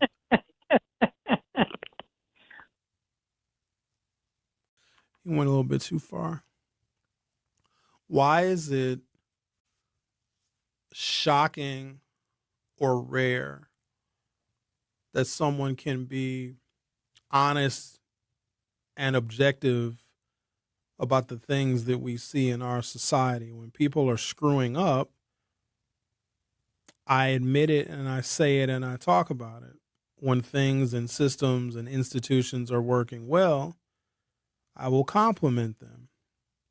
If our leadership, for whatever reason, is failing us, and if Democrats are not courting the black vote, I will shame the Democrats for that, because a lot of our political and social future exists within that party, because the Republican Party, as anyone knew it, is dead. Now it's cheaters, liars, hucksters, fraudsters, sexual assaulters, perverts, pedophiles, and outright thieves of American democracy. And that's not a political party that any of us should be affiliated with. And so if the Democratic Party has within its ranks the salvation, or at least the attempt of salvation, of people that look like me and have experiences that are similar, then I need the Democratic Party to do better.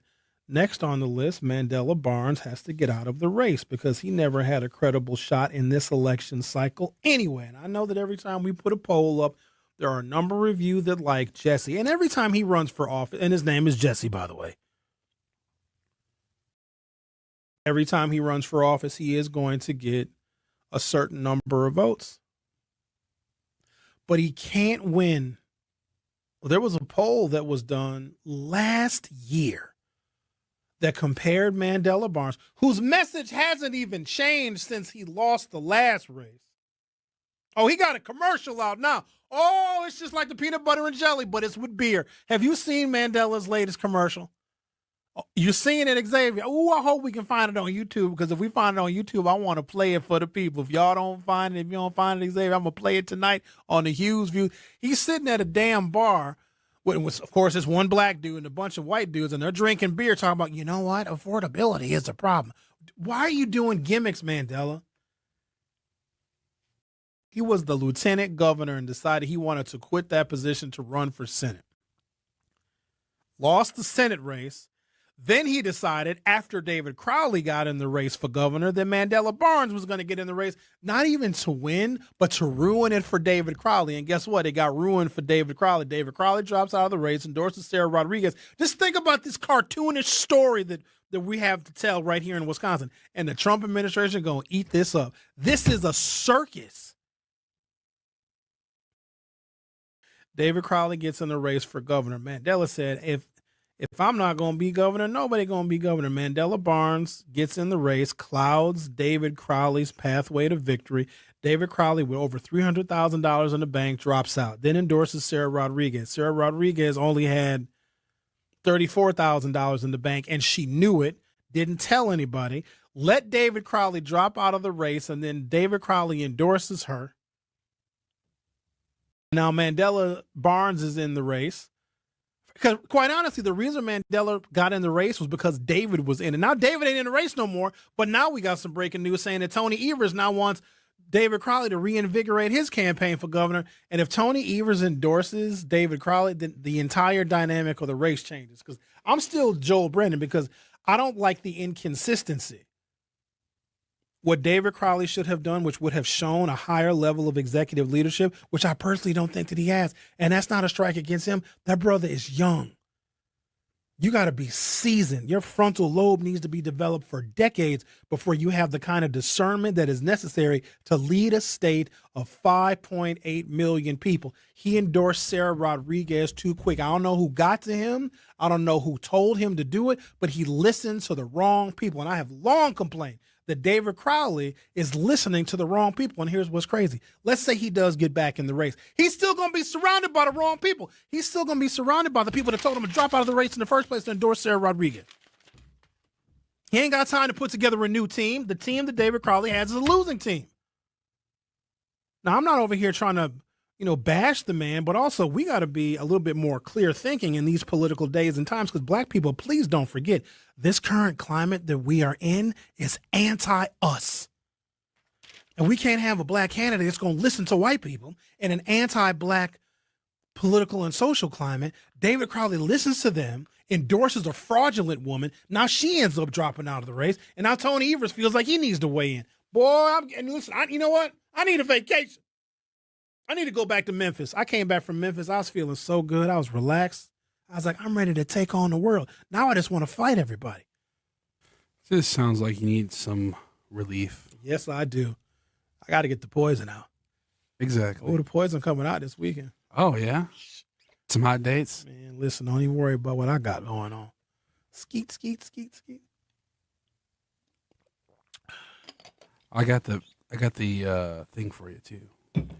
All right, let's take a break. Let's come back and play Mandela Barnes' latest commercial. And I just want you guys to, I want you to see it. And if I'm blowing it out of proportion, please tell me. So if you haven't done so already, go to youtube.com or open up your YouTube app. Search 1017 The Truth. And while you're there, search Hughes Views 414. You might as well subscribe to them both. It don't cost you nothing, and it does a hell of a lot of good. Subscribe to both Hughes Views 414 and 1017 The Truth. So when we come back from this brief intermission, we're going to play Mandela Barnes' latest commercial. And he's got a big ad buy, because I'm telling you, I saw this commercial 3 times this morning. Now, I get up early now.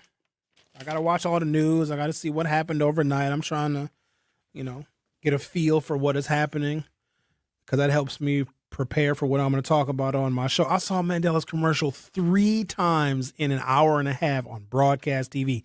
And broadcast TV is insanely expensive. So, break, come back. Going to play Mandela's commercial on the YouTube. The Truth with Sherwin Hughes. Will be right back. Don't touch that dial.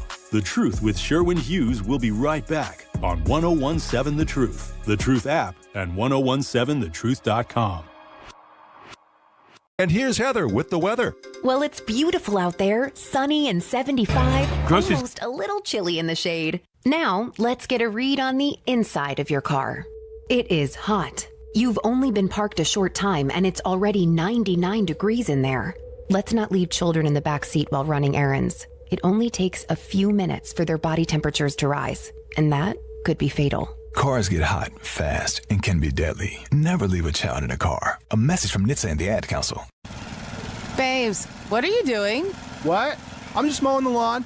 No, it's blazing hot and dry out here. Don't you remember? Smokey Bear says. Avoid using power equipment when it's windy or dry. Where'd you learn this? Oh, it's on SmokeyBear.com with many other wildfire prevention tips. Right. Thanks, honey bear. Because remember, only you can prevent wildfires. Brought to you by the USDA Forest Service, your state forester, and the Ad Council. When a warrior faces adversity, he fights through it. He finds a way. Freedom isn't free. Rolling strong. Belief. Believe you can, and you will. Wheelchairs for Warriors provides mobility solutions to veterans and first responders injured in the line of duty. Join the mission and visit wheelchairsforwarriors.org. Here's the deal. We gotta set ourselves up. See, retirement is the long game. We gotta make moves and make them early. Set up goals. Don't worry about a setback. Just save up and stack up to reach them. Let's put ourselves in the right position. Pre-game to greater things. Start building your retirement plan at thisispretirement.org. Brought to you by AARP and the Ad Council.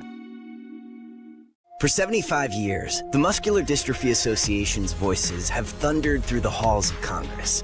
For 75 years, we've willed the impossible into existence. For 75 years, the MDA community has pushed the science, shifted the narrative, and established the field of neuromuscular medicine. And until that day when this is all a thing of the past, you couldn't stop us if you tried. Join us and celebrate 75 years of breakthroughs at MDA75.org. You can't buy a best friend. You can love them, walk them, pet them, and care for them, whether they want you to or not. You can take a picture or 50. You can fly to the moon, travel the world, or just stay in bed. You can't buy a best friend like that, but you can adopt one. There are millions of pets waiting for a best friend just like you.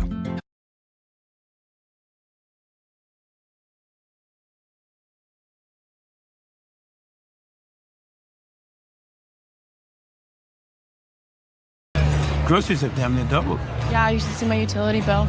Yeah, we're getting squeezed from all sides, and it seems like nobody's doing anything about it. Trust me, I get it.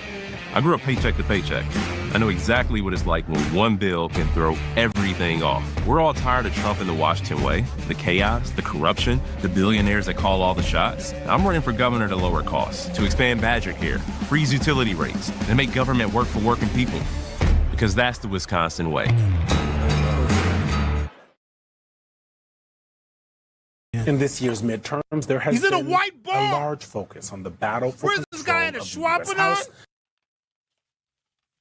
Look, there's one black dude next to him. Look at. No, we're gonna play it again. What is happening? Like, why is this sufficing for political commercials? Oh, you got all sorts of stuff playing now. Xavier. You got MSN Now playing. People gonna tune in to YouTube. Ain't gonna know what they want. If you're not able to play it again, that's all right. They went on to the next thing. That's why. Put me back up then. That's fine. People can do the replay and rewind it. God. So, will you guys believe me now when I tell you that we are in an anti-black, both social and political climate because Mandela Barnes, who now is the only African-American in the race for governor, films a commercial. Now, they're all actors. In a majority white bar, and he's sitting at this table. Now, he has a black dude next to him because if he didn't have at least one black person in a commercial, it would be far too obvious. That is not an ad that you run in the southeastern Wisconsin media market, which is where the majority of minorities live. That's not an ad that you run if you want African Americans to feel invested in your campaign. He is literally talking over our heads to white people he feels he needs to convince. And I don't know if anyone has told him this, if his strategists have told him this, if internal polling has shown him this. White people are in no mood to vote for an African-American executive in the state of Wisconsin. And it's made evident by some of the things that the current slate of Democrats are running on, including ending school choice on day one. You even have Democrats that are running campaigns that want to resegregate the schools and put black children who already can't read back into MPS, where some parents intentionally remove those children from MPS because the outputs are so poor. This is where we're at right now. Then Mandela runs that commercial. Dude, I would have did a better commercial. I would rather see him like a scene where he's walking around at Summerfest and Brady Street Festival and Locust Street Festival and say, hey, Milwaukee is an incredible place. It's the economic engine of the state. Then you show him like the backdrop of a farm, and we can do so much for Wisconsin if Milwaukee realizes its full potential. And then he's standing in a crowd of very diverse people. Like, that would be an ad that could resonate a lot better. He's in some bar in a shooting, Wisconsin. I got to stop crumpling this up because I got to read this, Xavier. Do it again. Hit me again with it. I want to see the Mandela in the bar. Hit it again. We go. Groceries have damn near doubled. Yeah, you should see my utility bill. Yeah, we're getting squeezed from all sides, and it seems like nobody's doing anything about it. Trust me, I get it. I grew up paycheck to paycheck. I know exactly what it's like when one bill can throw everything off. We're all tired of Trump and the Washington way, the chaos, the corruption, the billionaires that call all the shots. I'm running for governor to lower costs, to expand Badger care, freeze utility rates, and make government work for working people. Because that's the Wisconsin way. I think in this year's midterms, there has been. I'm gonna get. Look at the black dude. You see his face? He's like, yeah, they paid me to be here. Joe Brennan for the winning. I'm staying on it. Governor Evers is now talking about weighing in and endorsing David Crowley. Do you know how discombobulated and unorganized we look if David Crowley was in the race, dropped out of the race? And now the governor, who feels bad because Tony Evers' lieutenant, think about this. Evers wears some of this. You mean to tell me the lieutenant governor and the governor didn't have conversations for years about what her candidacy would look like? Because the lieutenant governor doesn't have anything else to do. Tony be in his office, probably chilling with his shoes off. And the lieutenant governor knocks on the door. Hey, Governor Evers, can I come in for a second? Yeah, come on in, sir. Hey, Governor Evers, so, eventually when you decide, that you're not gonna run again, hey, what do you think that I should do? What kind of strategy should I have? Oh, okay, Sarah, here. Do this, and this. Let me tell you something about Tony Evers. Well, some Republicans are ignorant to what Tony Evers has done. You know how much money he dumped in the black community? We have never in our lives seen the kind of money that he gave to black businesses, black chambers of commerce. Ask Kalen Haywood II. He got sick of Tony Evers coming here, touring downtown, touring Bronzeville, touring all sorts of the black community, giving money to the black chamber, all sorts of money. A lot of COVID money was delivered to the black community. Tony Evers knew that he didn't understand very much about the black community, but he knew to give money to the people and the places and the organizations that were making a real difference. That's what I appreciate about him. And Joel Brennan worked in that same administration. I'm not expecting these white candidates to wear a dashiki and have an afro wig and pretend they know about black people. I would rather they be honest and say, hey, you know what, black community? I don't know all the ins and the outs, but I'm going to appoint people in my administration that do. And if you need resources, they're going to be here for you. In exchange for your vote, here's what you are going to get: the ability to make decisions on behalf of your own community without the influence of a white guy that doesn't know what the hell he's talking about. And I'm perfectly fine with that.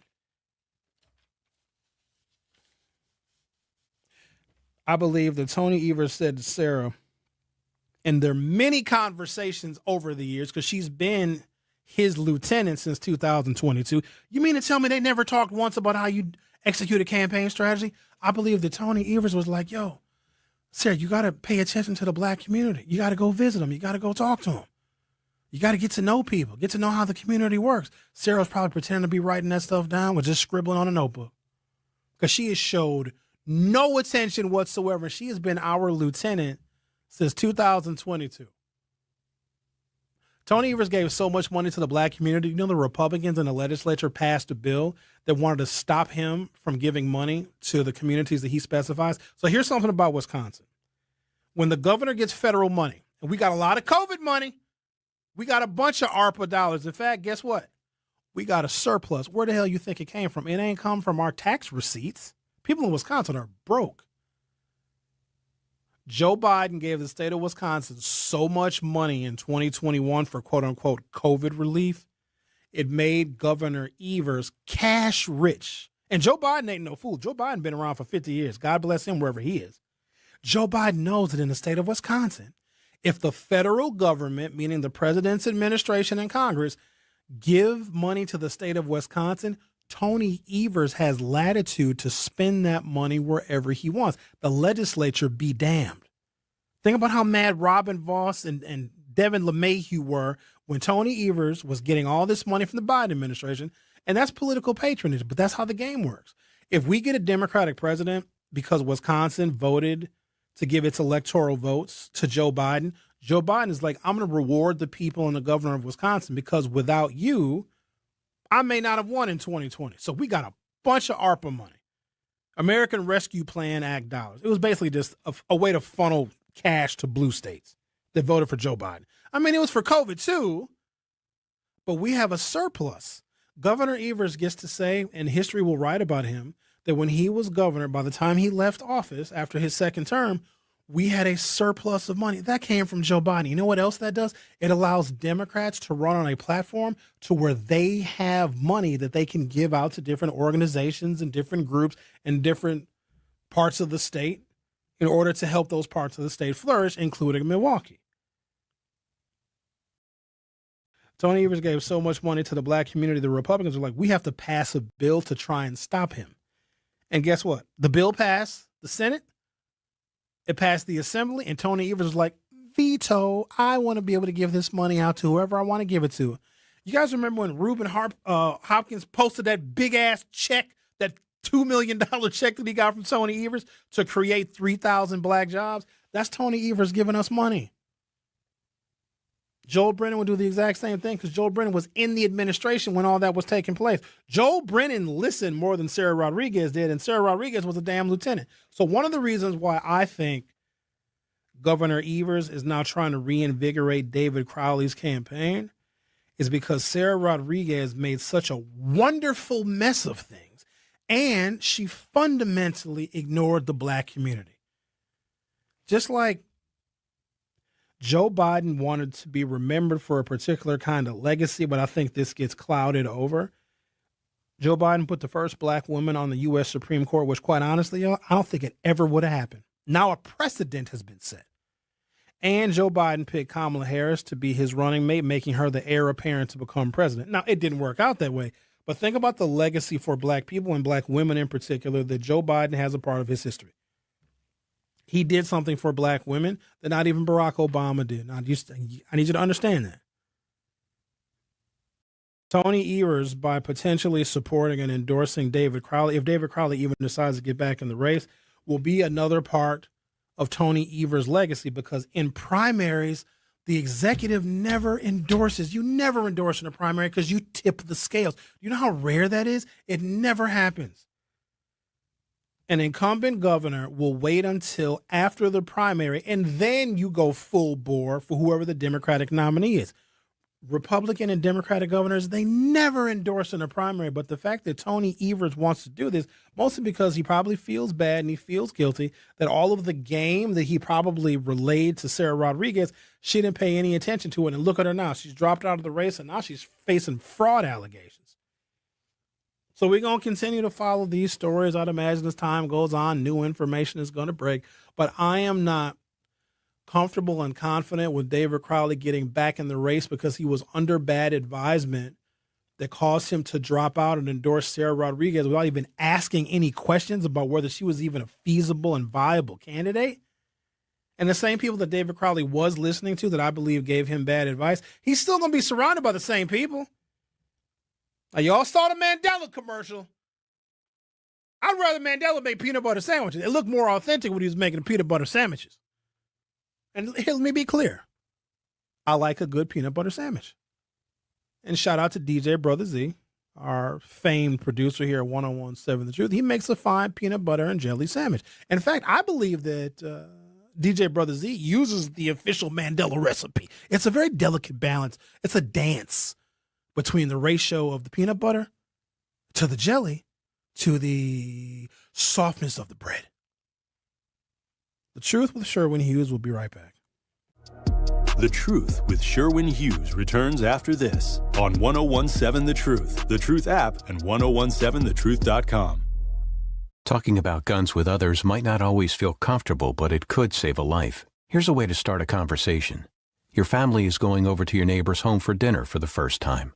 How would you ask if there are any unlocked guns in the home? Hey, we're so excited for tonight. Before we come over, though, may I ask if there are any unlocked guns in your home? Our guns are stored securely, locked in a safe that the kids can't access.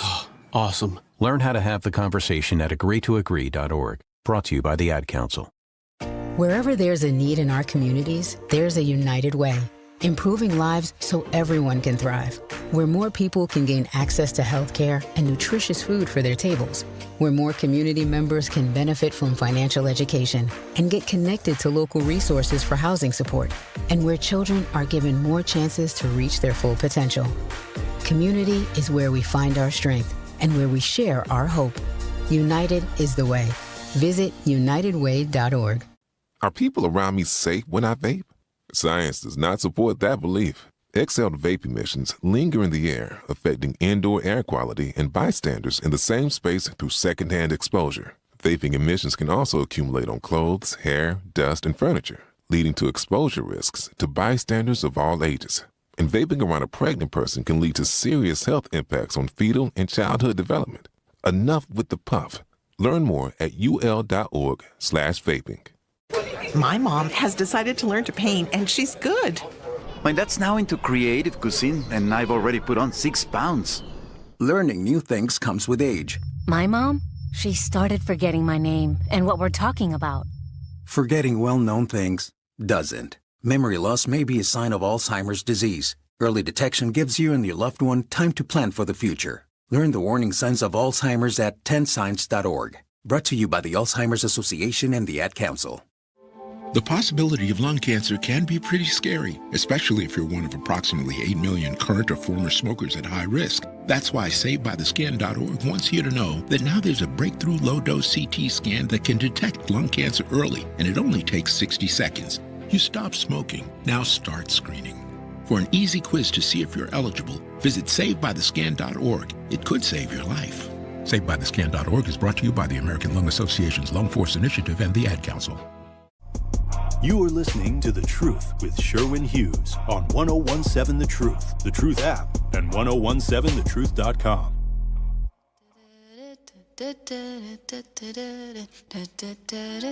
At UW Milwaukee, students don't have to wait until college to start building their future.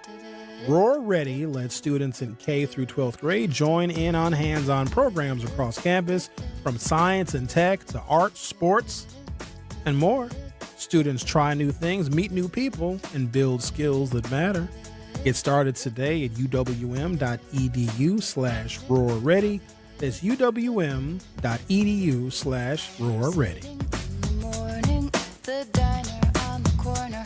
I am waiting at the counter for the man to pour the coffee, and he fills it. The number of text messages that I have received since I woke up. So I charge my phone overnight, obviously, and I have to read messages and emails that may have come in overnight. And of course, I scan the news websites. I've received so many damn text messages. I went through a full battery before I came into the studio with my battery on 3%. It's just a lot going on.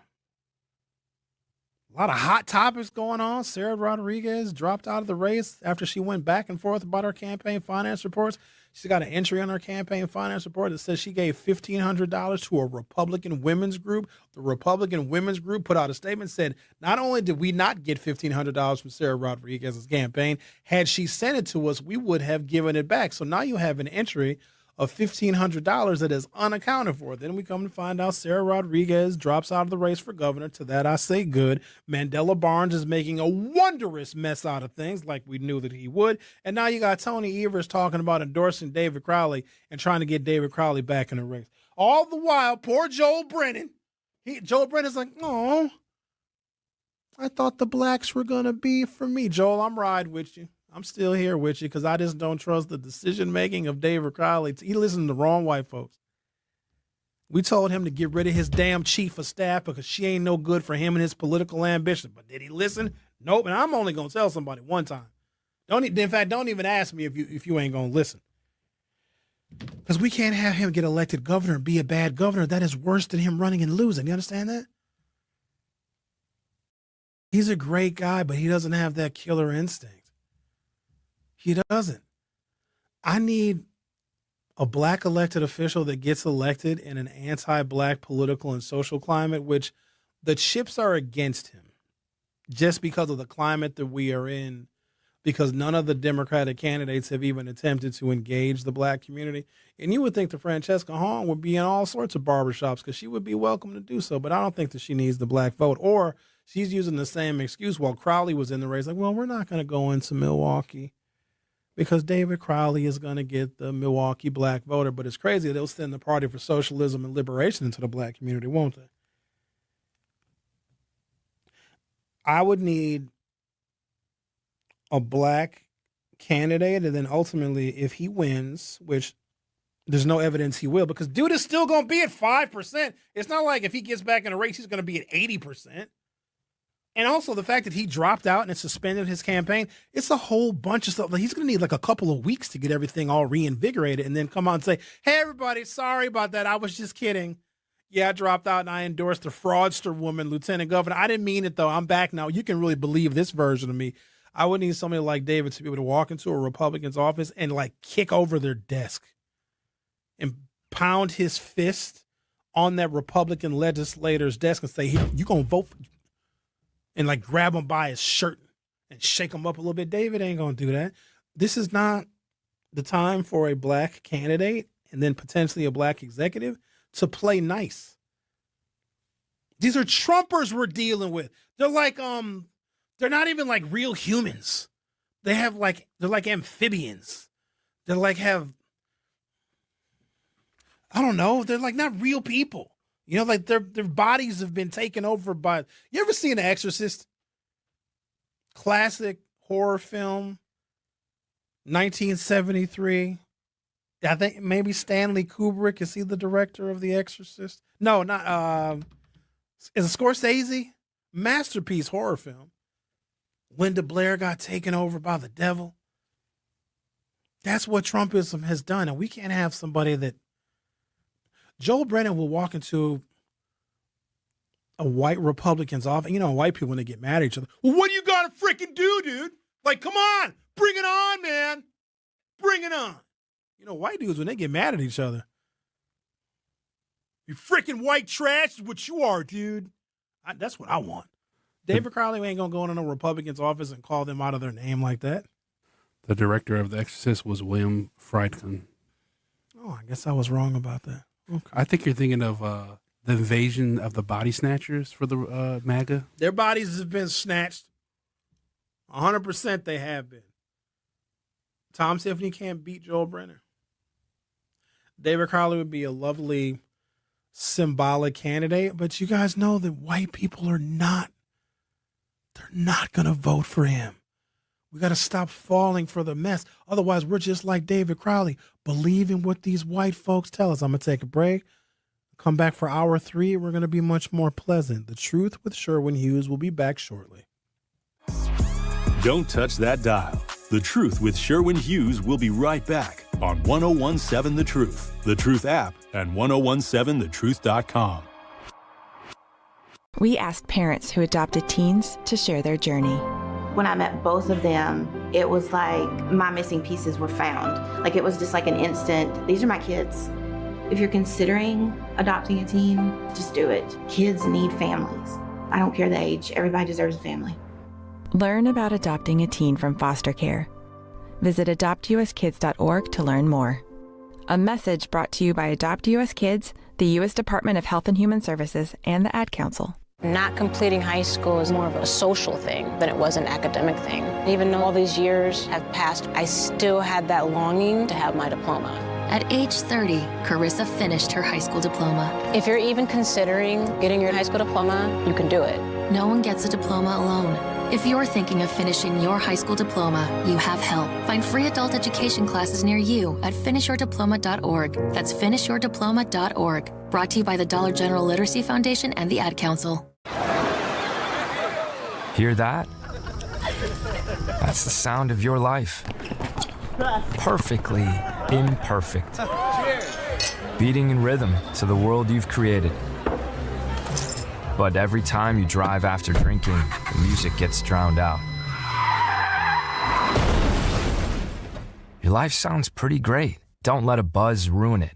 Buzz driving is drunk driving. Don't drive buzzed. A message from NHTSA and the Ad Council.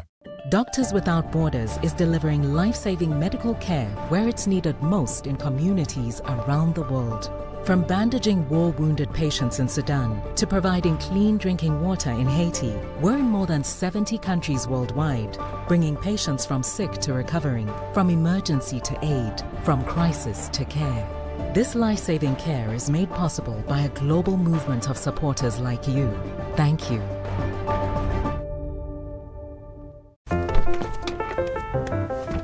Mommy, can I sit in the front seat just this one time? Please, please, please.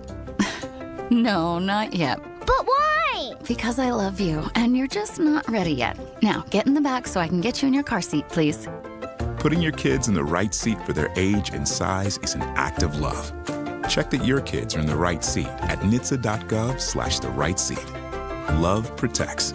A message from NHTSA and the Ad Council. In sitcoms, when someone has a problem, they just blurt it out and move on. Well, I lost my job and my parakeet is missing. How was your day? But the real world is different. Managing life's challenges can be overwhelming. So, what do? We get support.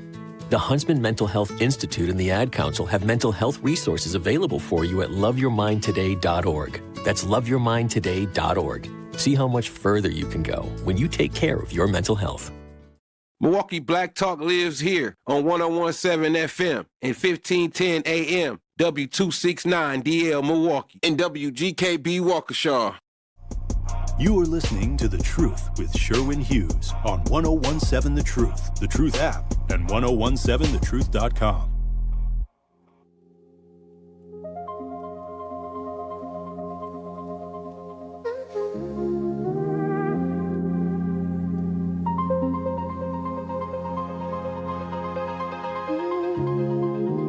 Welcome to Hour 3 of The Truth with Sherwin Hughes. We're going to start this hour on a peaceful, tranquil note.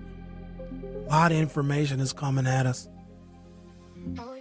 Lieutenant Governor Sarah Rodriguez dropped out of the race.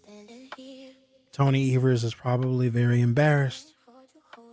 He now is considering weighing in and getting David Crowley to get back in the race, which I know for those of you that were original David Crowley supporters, that might be a breath of fresh air for you. But remember, David Crowley left the race because his poll numbers were low. If David Crowley gets back in and Mandela also stays in the race, that guarantees that neither one of those candidates makes it to the general election. It is a virtual certainty because in an anti-black political and social climate, there's not enough people. Listen to me now. This is a Democratic primary. This is not a general election. These voters are very specific. These are not the people that vote in presidential elections, that vote in general elections. It's a much smaller share. And also, it's a midterm. Midterms are only about 40% of what the voting turnout is for a presidential election. So you're getting a smaller share of voters. We're doing some math here now. Listen up, MPS graduates. We're doing some math. I know it's going to hurt, but listen. if you're dealing with a smaller share of voters that turn out for midterm elections, and we're in an anti-black political and social climate, the number of voters that are willing and okay with voting for a black candidate is dramatically reduced. There are not enough black voters in a midterm election that can pull either David Crowley or Mandela Barnes through the Democratic primary. That vote will be split, and there's even a smaller share of white people that are willing to vote for either of those candidates. So David Crowley getting back in has to be conditional on Mandela dropping out. And Mandela just started running his TV ad schedule. Mandela ain't going nowhere. Mandela also has no conceivable pathway to victory. We knew that in 2022. The risk that he took by leaving the position. You know what's crazy? Had Mandela not run for the Senate, there wouldn't even be a Democratic primary right now. Mandela would be the heir apparent, and we would just all be rallying behind him. That's it. Because if you have an incumbent lieutenant governor that has been serving next to Governor Evers since 2018, nobody would challenge him in his own party. Now, Francesca, I don't know. They got some personal issues going on. She might have took a stab at him. I don't know. But it wouldn't be a primary like this. And look at the mess this primary has turned into. From CBS58.com, Lieutenant Governor Sarah Rodriguez announced on Friday, July 17th, she has dropped out of the race for Wisconsin Governor. Rodriguez's campaign for governor was facing criticism after she fired her campaign manager over discrepancies in her campaign finance report. Rodriguez released the following statement. You ready? I'm going to read it to you. Quote, I want to start by thanking my family and every single person who showed up for this campaign over the past week. Your support has meant more than I can put into words. As we have continued to dig into our financial reports, it has become clear that there are issues that would be an ongoing distraction, not just for this campaign, but for the primary and for Wisconsin. This race is too important to Wisconsin to let that happen. I am deeply hurt and betrayed by what happened. As I said on Monday, part of being a leader is taking swift action, doing the right thing, and being as honest as possible when there's a problem. So I'm going to continue with the rest of her statement in a second. But you know, when the campaign finance discrepancies first surfaced, she didn't take responsibility for nothing. She blamed that Kara Spencer girl and fired her publicly. Hell, if David gets back in the race, Missy Hughes might as well get back in the race because she dropped out and endorsed Sarah Rodriguez. Sarah owe a bunch of people some apologies, and she might even owe some people some money back. Y'all might end up seeing one of those law firm commercials. Have you given money to Sarah Rodriguez? You might be entitled to damages. She goes on to say, I got into this race because I wanted what was best for Wisconsin. That hasn't changed. And because I believe that, I cannot, in good conscience, allow these questions to become a cloud over an election that Democrats need to win. Wisconsin deserves better than that. Oh, she got a long statement. There's more. This was never just about any one race or any one candidate. This is about protecting Wisconsin from a legislature hell-bent on putting corporations over schools and insurance companies over patients. It's about showing the rest of the country that we can win here, govern here, and fight for the middle class, and that Wisconsin will lead the way. In conclusion, she says, to everyone who showed up, knocked doors, made calls, and believed in what we were building, don't stop. Wisconsin has always been a place of resilience where everyday citizens show up and accomplish extraordinary things. Better days are ahead because of people like you. Let's keep fighting. I'll be right there with you. You need to fight the allegations, Lieutenant Governor. You need to take some time. You got some paperwork you need to sift through. And then it looks like she posted on Twitter, today I'm suspending my campaign. Thank you to everyone who believed and showed up for this campaign. Let's keep fighting together to protect Wisconsin. Protect the Wisconsin that we love. Oh, she got a little video. Oh, she looks sad. She ain't got no makeup on. Her hair is tied back. That's a sad face picture. Oh, my gosh. What a day. What time is it? When does my weekend start? Good Lord. I still believe that with all of this, there are a couple of candidates who have stayed above the fray. Franny Pants just been doing her thing. She's unmoved and unbothered. She's raised a good amount of money. Her mission is multifaceted. Her running in a Democratic primary, even though she is not a Democrat, I think that it certainly brings attention to what democratic socialism is. It brings attention to what it potentially can promise, not what it can actually create in policy, but what it can promise. And also raises the attention for other democratic socialists, not just here in Wisconsin, but around the country. So the number of votes that she gets is going to be a victory for her regardless, because she will have a place in national democratic socialist politics. And I can see her going on other podcasts, maybe even hosting her own podcast. Like, the future is very bright for her. Maybe she's a part of some national organization to shift more people away from a dysfunctional Democratic Party. Thank you, Xavier. I know it's the DSA. For me, the DS and DSA stands for something very vulgar that I can't say on the air, but they're not Democrats. And that's the issue that I have with them. They're taking advantage of a weak Democratic Party, just like Trump did with MAGA.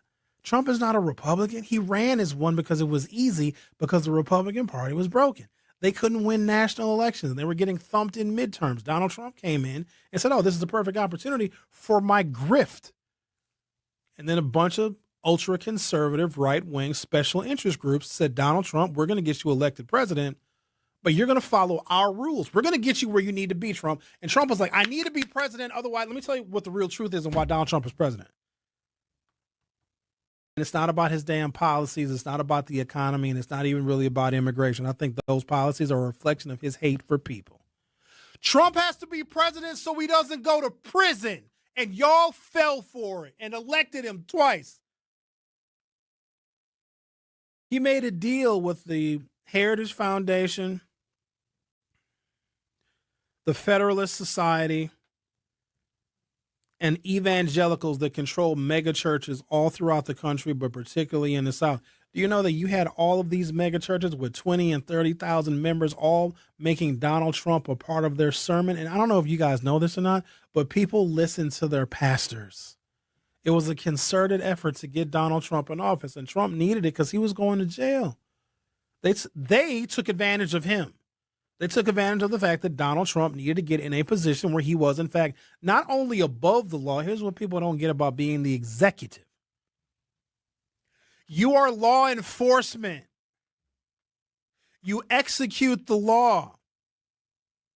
Presidents are the executive branch. What's the root word? Execute.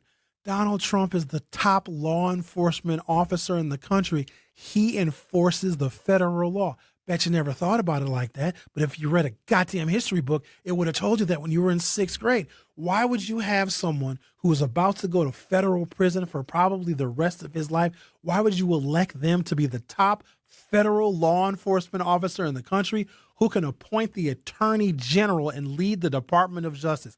I feel like taking my shoe off and throwing it at somebody, but then I'd have to go and get my shoe. I wish sometimes I was dumb.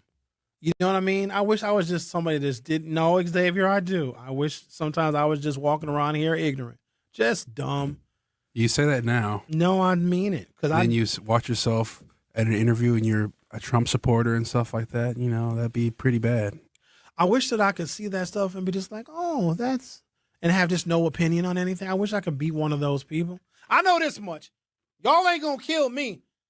I got 8 years until I can start taking drawdowns from my 401k. And I'm going to make some serious decisions. Y'all got 8 more years of me if I even live that long. And then I got to really start rethinking my options.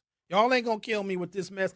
In the race, out of the race, endorsing this person. This person's got fraud on the campaign finance report. Y'all trying to kill me. I see what y'all trying to do. You ain't going to kill old Sherwin.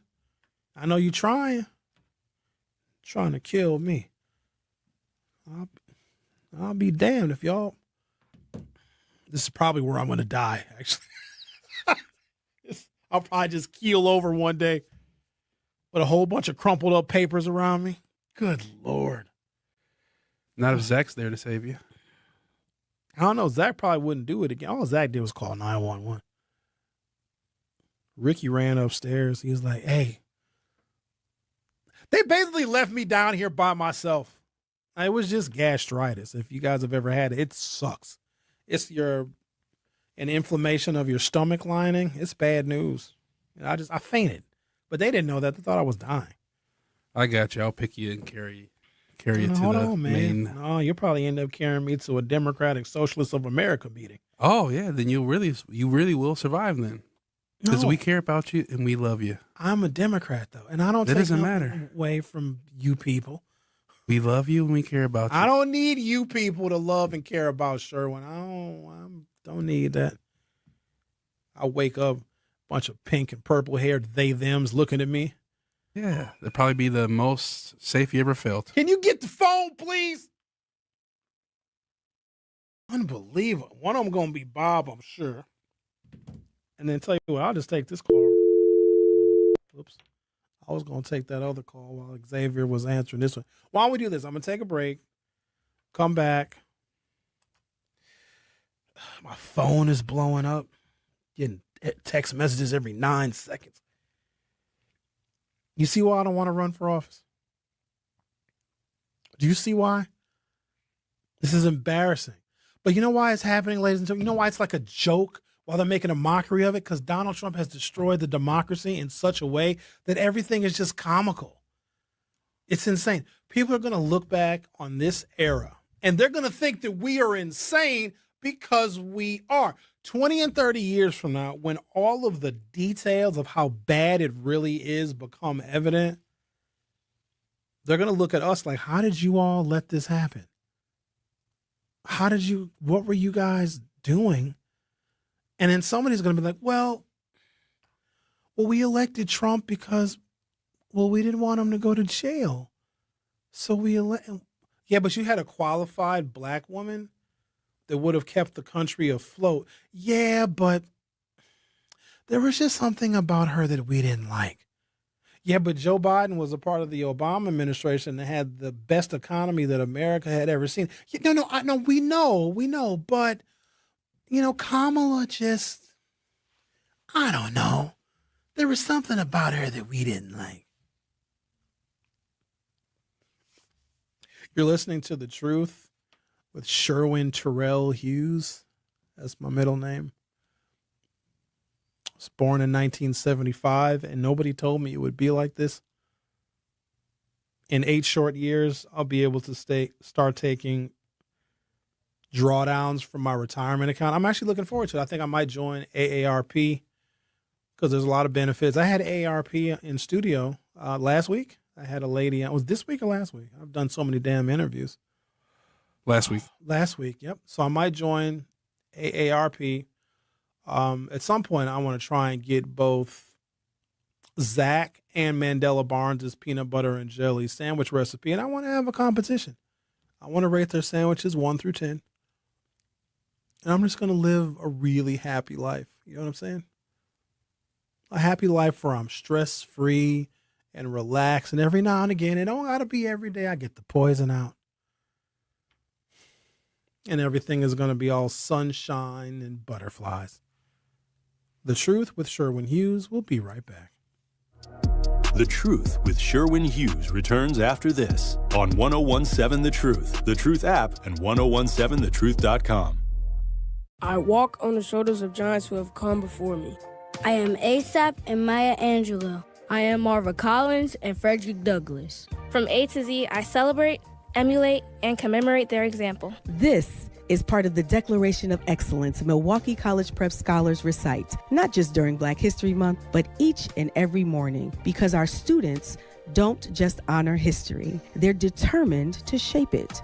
Enroll your scholar at MilwaukeeCollegePrep.com. Are you looking for a place to shop that offers a fair market price? Or how about a place that is clean with a friendly atmosphere, has been recently remodeled? You need to visit Century Food Store on 92nd and Lisbon Avenue. They offer a wide variety of grocery items, meats, and fresh vegetables at a fair market price. And don't forget the hot food section, which offers soul food, Indian, and Mexican foods. So what you waiting for? You can also order groceries through DoorDash, Uber Eats, and Instacart, or stop by Century Foods at 92nd and Lisbon Avenue today. For 250 years, our armed forces have bravely served America. Wounded Warrior Project honors that legacy by supporting post-9/11 service members and veterans like Anthony, a Marine who was injured by a roadside bomb in Afghanistan. They carried me through my injuries, my not just my physical, but my mental. And seeing other vets doing the same thing helped me tell myself, hey, you can do this. Join us in honoring warriors at woundedwarriorproject.org/America. In the United States, a vehicle is stolen every 31 seconds, about as long as this message. Luckily, you can take a few easy steps to protect your car in the same amount of time. Remove your valuables, roll up your windows, don't leave your car running unattended, lock your doors, and take your keys or fob. If you have information about a crime, call the police. If you suspect insurance fraud, also call 800-TEL-NICB. A public service message from the National Insurance Crime Bureau. I always had to be so good, no one could ignore me. Carve my path with data and drive. But some people only see who I am on paper. The paper ceiling, the limitations from degree screens to stereotypes that are holding back over 70 million stars. Workers skilled through alternative routes, rather than a bachelor's degree. It's time for skills to speak for themselves. Find resources for breaking through barriers at tearthepaperceiling.org. Brought to you by Opportunity at Work and the Ad Council. I'm Chris Jakimick. I served in the United States Air Force and I deployed 3 times. So in 2017, I was serving as an Air Force First Sergeant. Our motto in that role is my job is people, everyone is my business. But unfortunately in that year, I would lose my own brother, Lance Corporal Adam Jakimick, to suicide. The majority of veteran suicides are from guns. I store my weapons securely, not only for myself, but for my family. Store all your guns securely. Help stop suicide. My service never stops. Brought to you by End Family Fire and the Ad Council. This is The Truth with Sherwin Hughes on 1017 The Truth, The Truth app, and 1017thetruth.com.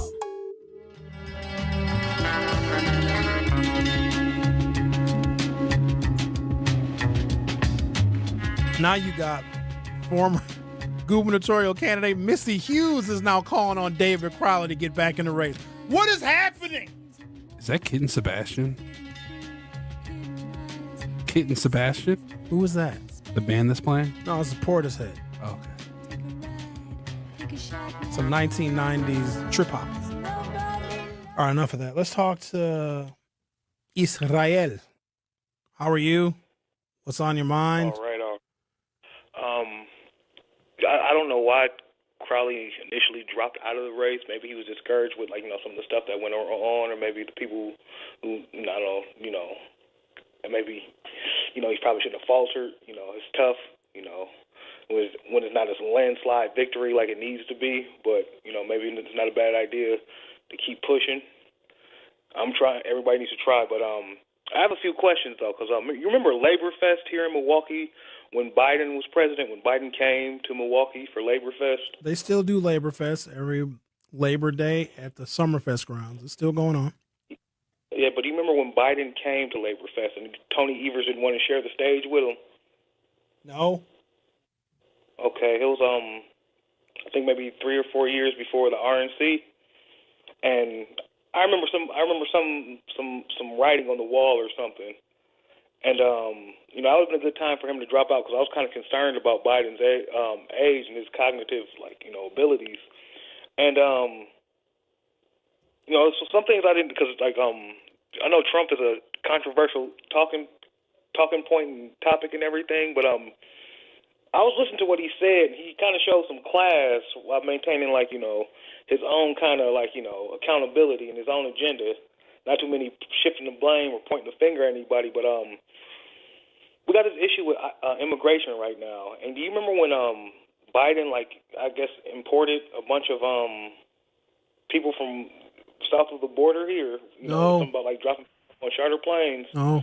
You don't recall hearing anything about that? You think that Joe Biden chartered a bunch of people from south of the border to just come into here? America? Yes. Okay. They were busing people and flying people in at night and stuff. You don't remember that?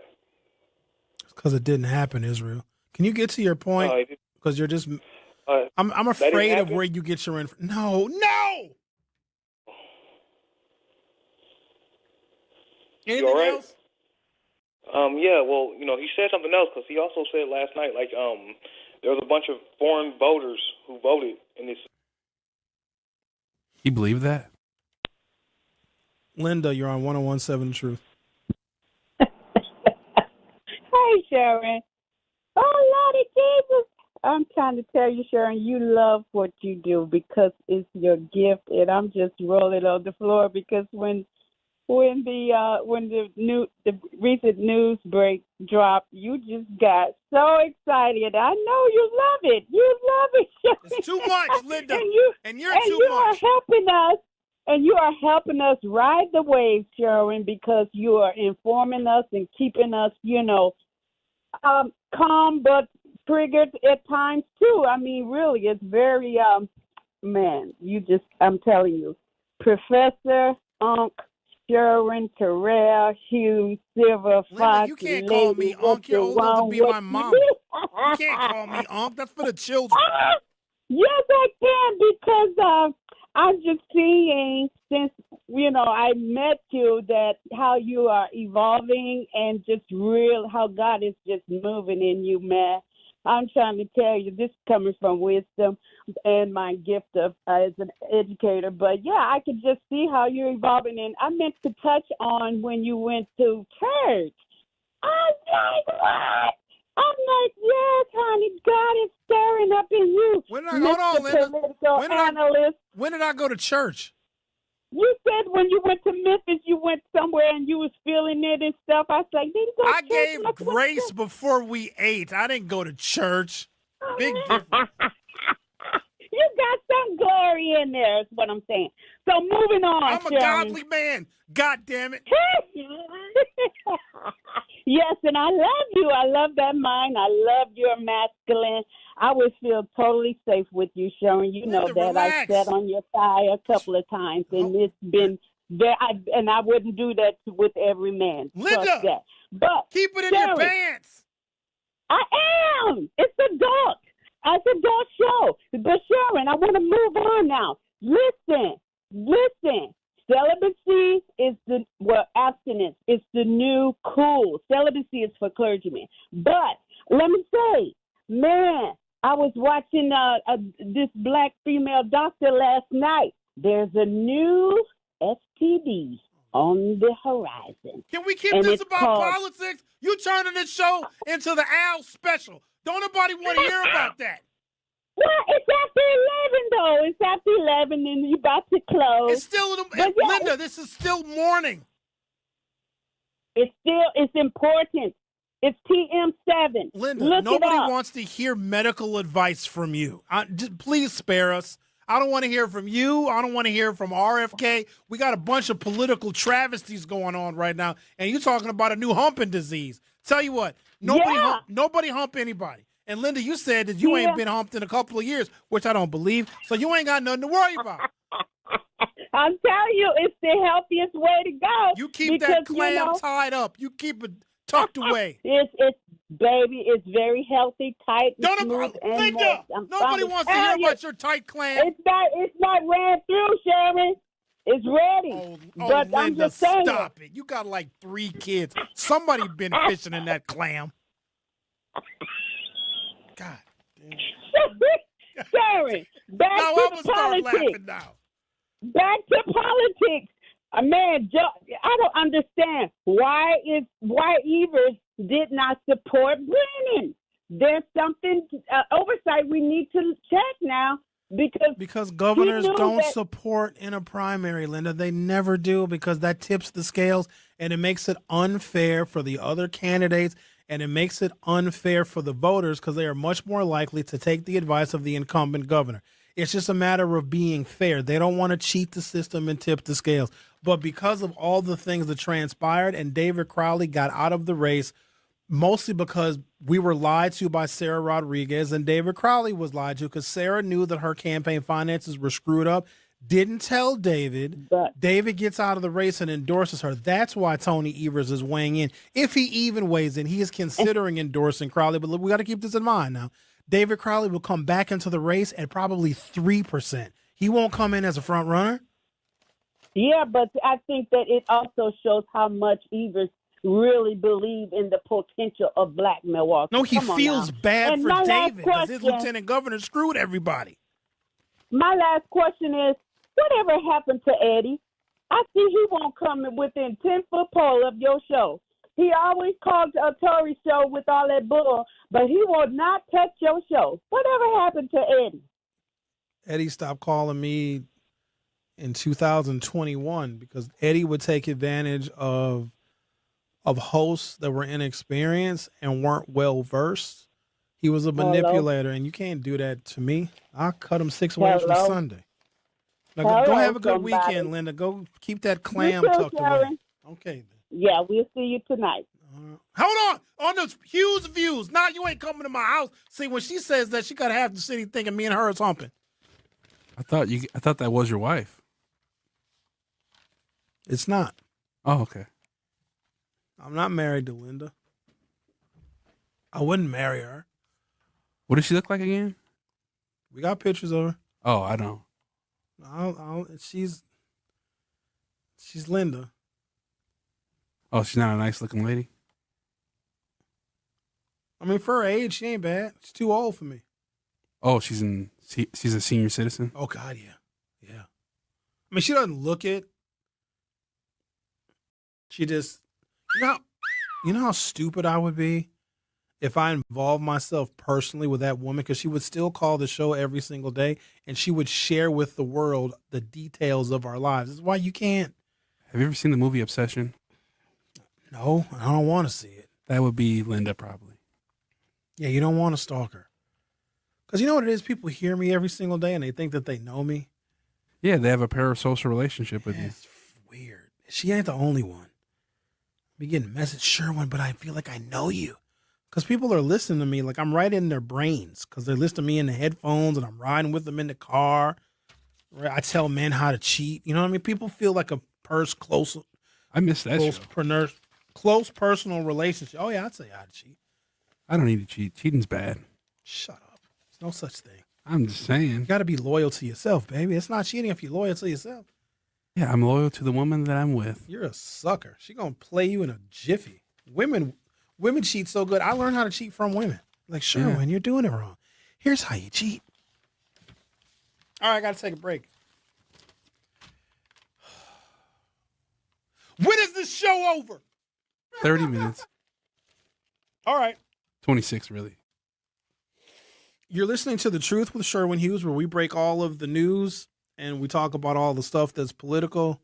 And we take callers at 833-212-1017, 833-212-1017. We also have a YouTube channel where you can look at the disgust on my face. I get very disgusted. YouTube.com, or open up your YouTube app from your smartphone or other mobile device. Search 1017 The Truth. Hit subscribe. And while you're there, you also can subscribe to my personal YouTube channel where I do evening broadcasts live at 7 p.m. where we discuss the issues of the day. And I'd imagine by the time I get on air tonight at 7 p.m. on Hughes Views 414, a whole bunch of other bits and pieces of news would have broken. Maybe I decide I want to run for governor. Maybe Joe Brennan grows an afro and wears a dashiki and he promotes the next African World Festival. I don't know what's going to happen. Nobody knows what's going to happen. Maybe Francesca Hong reveals that she's pregnant with somebody's baby. Hey, she's real laid back with it.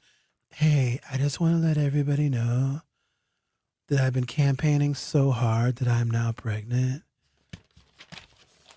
And she miraculously has a they-them baby before the election takes place. Like, what else could happen? What else? Don't go anywhere. I'll be right back. Don't touch that dial. The Truth with Sherwin Hughes will be right back on 1017 The Truth, The Truth app, and 1017thetruth.com. Life's better with Drive My Way from American Family Insurance because we know it's more than just a car. It's your escape pod, your adventure mobile, your memory maker. And we help protect the dreams that drive you. Personalize what you pay for auto insurance and you could save between 10 and 35%. American Family Insurance. Get a quote and find an agent at amfam.com. Products, pricing, and availability vary based on the way you purchase insurance and by state. Unsafe driving behaviors may increase your rate. American Family Mutual Insurance Company, SI, and its operating companies, 6000 American Parkway, Madison, Wisconsin. Our children deserve a real chance to make it in life, and a good education is a passport to opportunity. At City Ford Collective, we're working to make sure there's a great Milwaukee school for every Milwaukee family, because more good options lead to better outcomes. And who doesn't want that?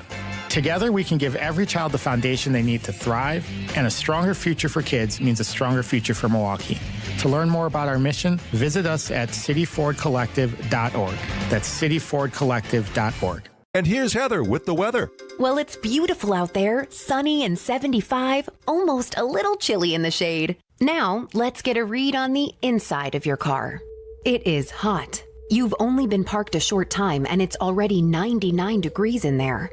Let's not leave children in the back seat while running errands. It only takes a few minutes for their body temperatures to rise, and that could be fatal. Cars get hot, fast, and can be deadly. Never leave a child in a car. A message from NHTSA and the Ad Council.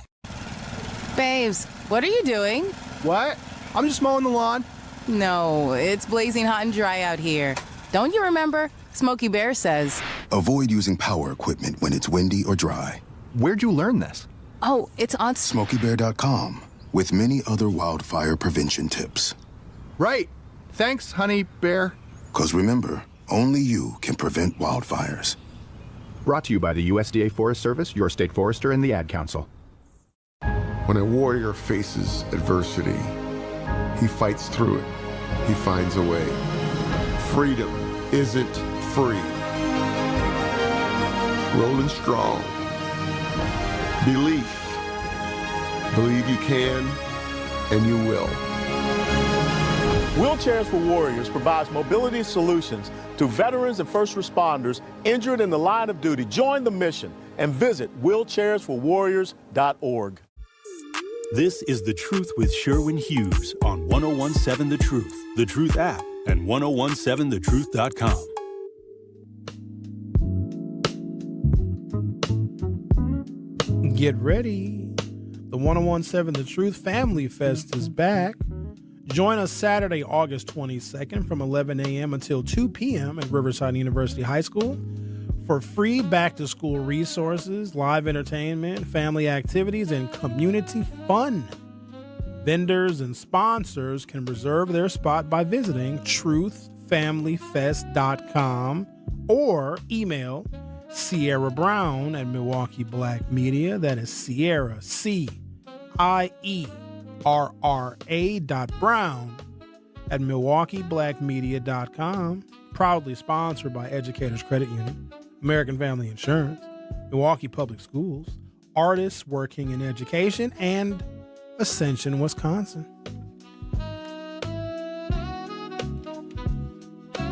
Looking to discover and support local businesses in our community? Then make sure you tune in every Friday at 8 a.m. to Truth in the Morning with Homer and Bailey for What the Business Is, powered by We Energies. Each week, you'll hear from local business owners as they share what their business is, where they're located, and one very valuable lesson they've learned along the way. We Energies is proud to help power local businesses in the communities that they serve.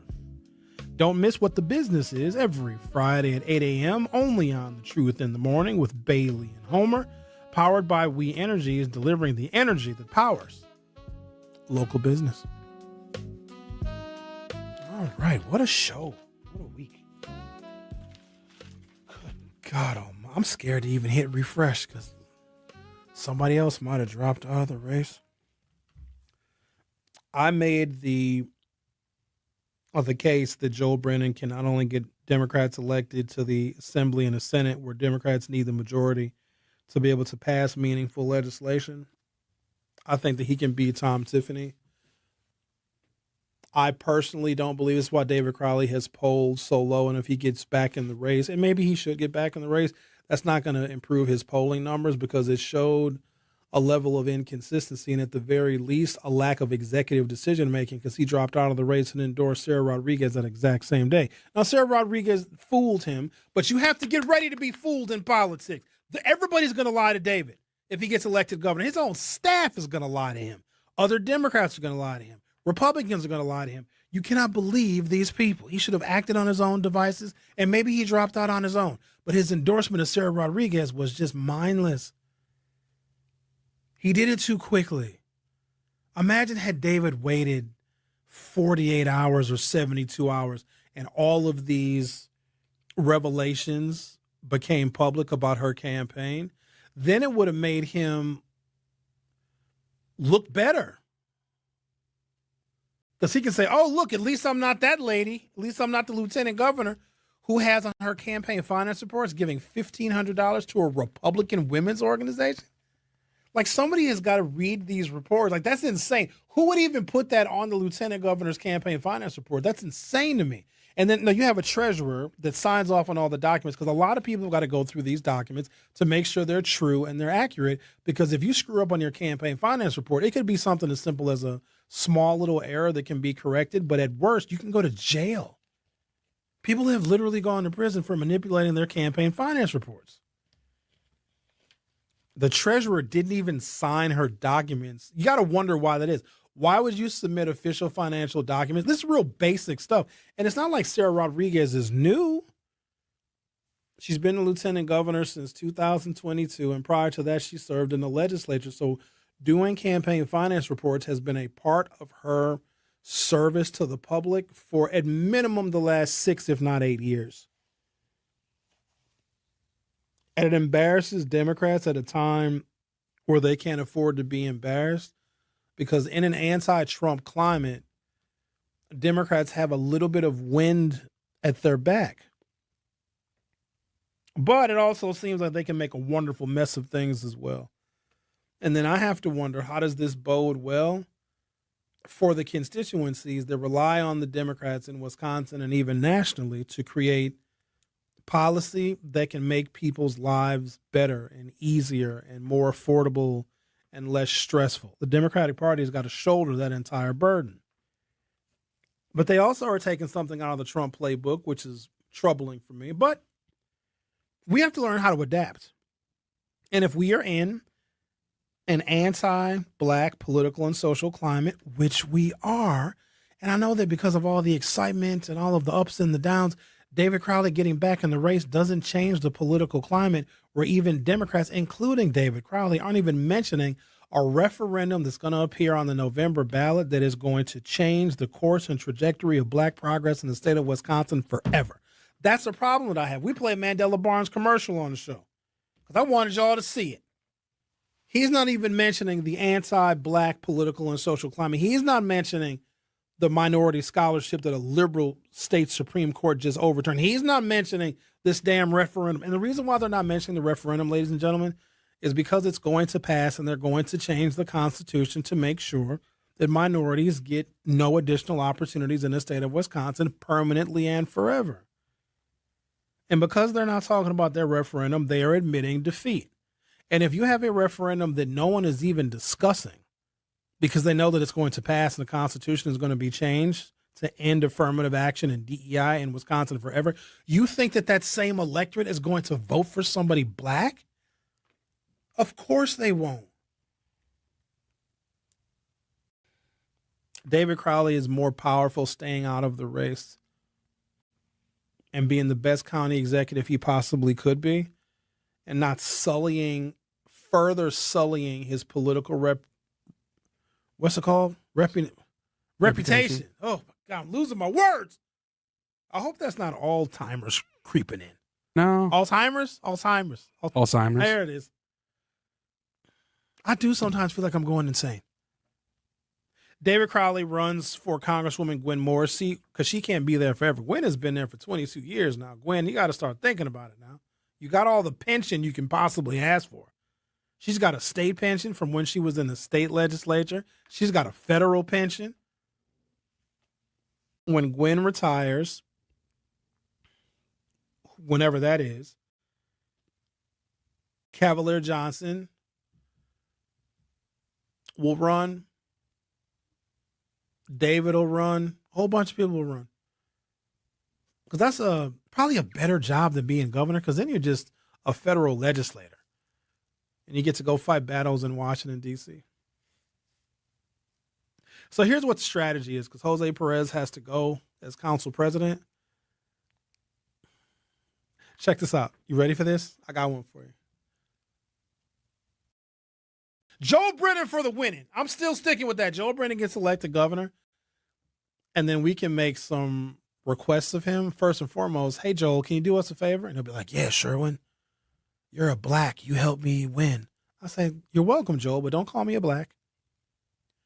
Can you appoint Jose Perez to something in your administration so he is no longer common council president? And Joel will be like, yeah, I'll find some place for him.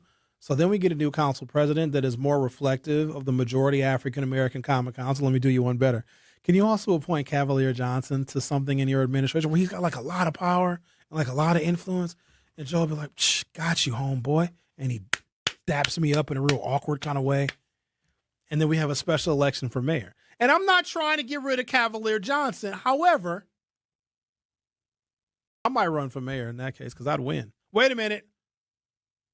Kidding. I don't want to run for mayor because I would win.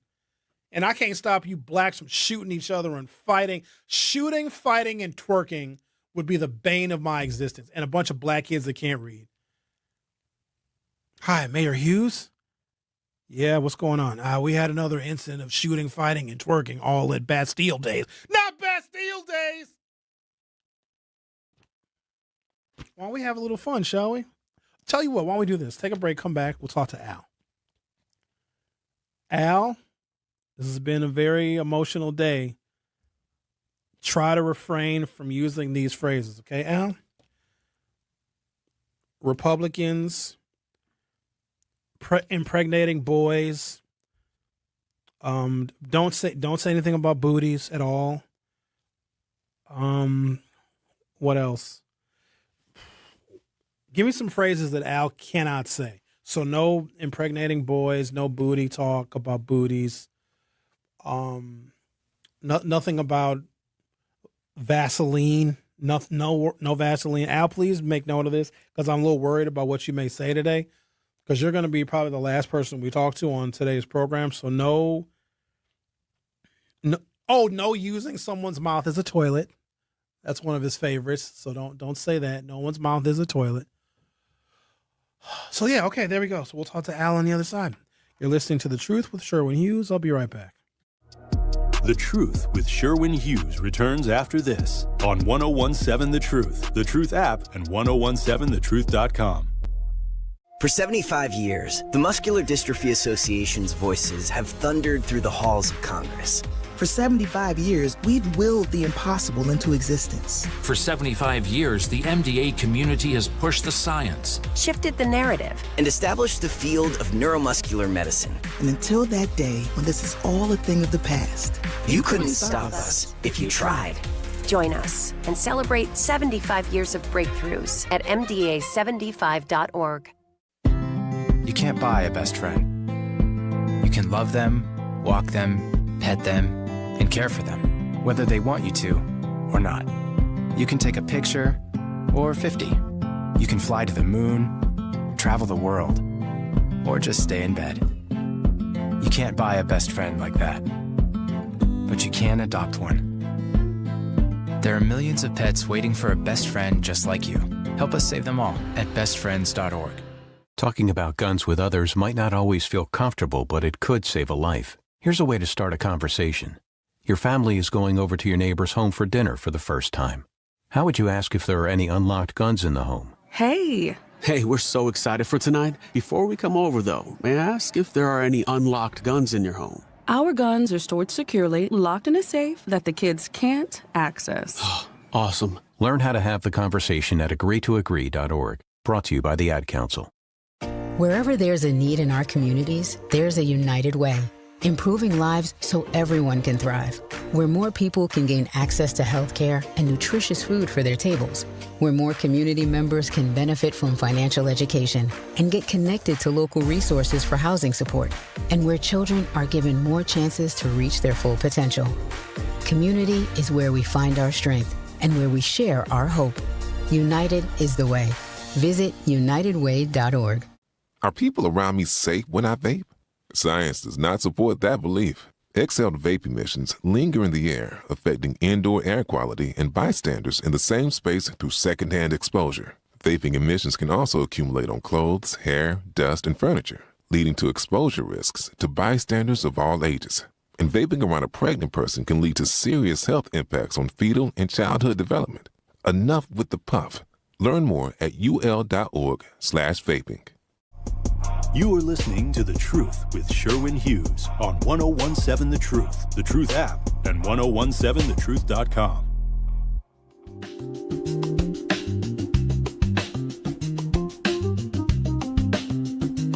American Family Insurance is a proud sponsor of The Truth.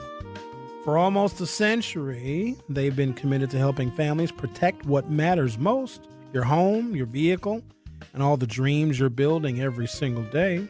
That's why having the right protection in place matters. American Family helps you stay ready for whatever life brings so you can focus on moving forward. Insure carefully, dream fearlessly with American Family Insurance. Get a quote or find an agent at amfam.com. American Family Insurance Company, SI and its operating company, 6000 American Parkway, Madison, Wisconsin. Al, don't talk about someone's mouth being a toilet, please. Thank you. Good morning. Happy Friday. Fun Day Friday. I only speak what I see in media, and I don't believe in fabrication of anything. Because when you fabricate, it goes against your integrity and your character, and you don't want to give them the gun and bullets to that. When you speak your truth and you can back up your truth, it can never be argued. Number two, in life, you never tap out of anything. When you tap out, it shows that you are unsure of your confidence. And if somebody else says, give them another chance, why would I give them a chance? And they tapped out.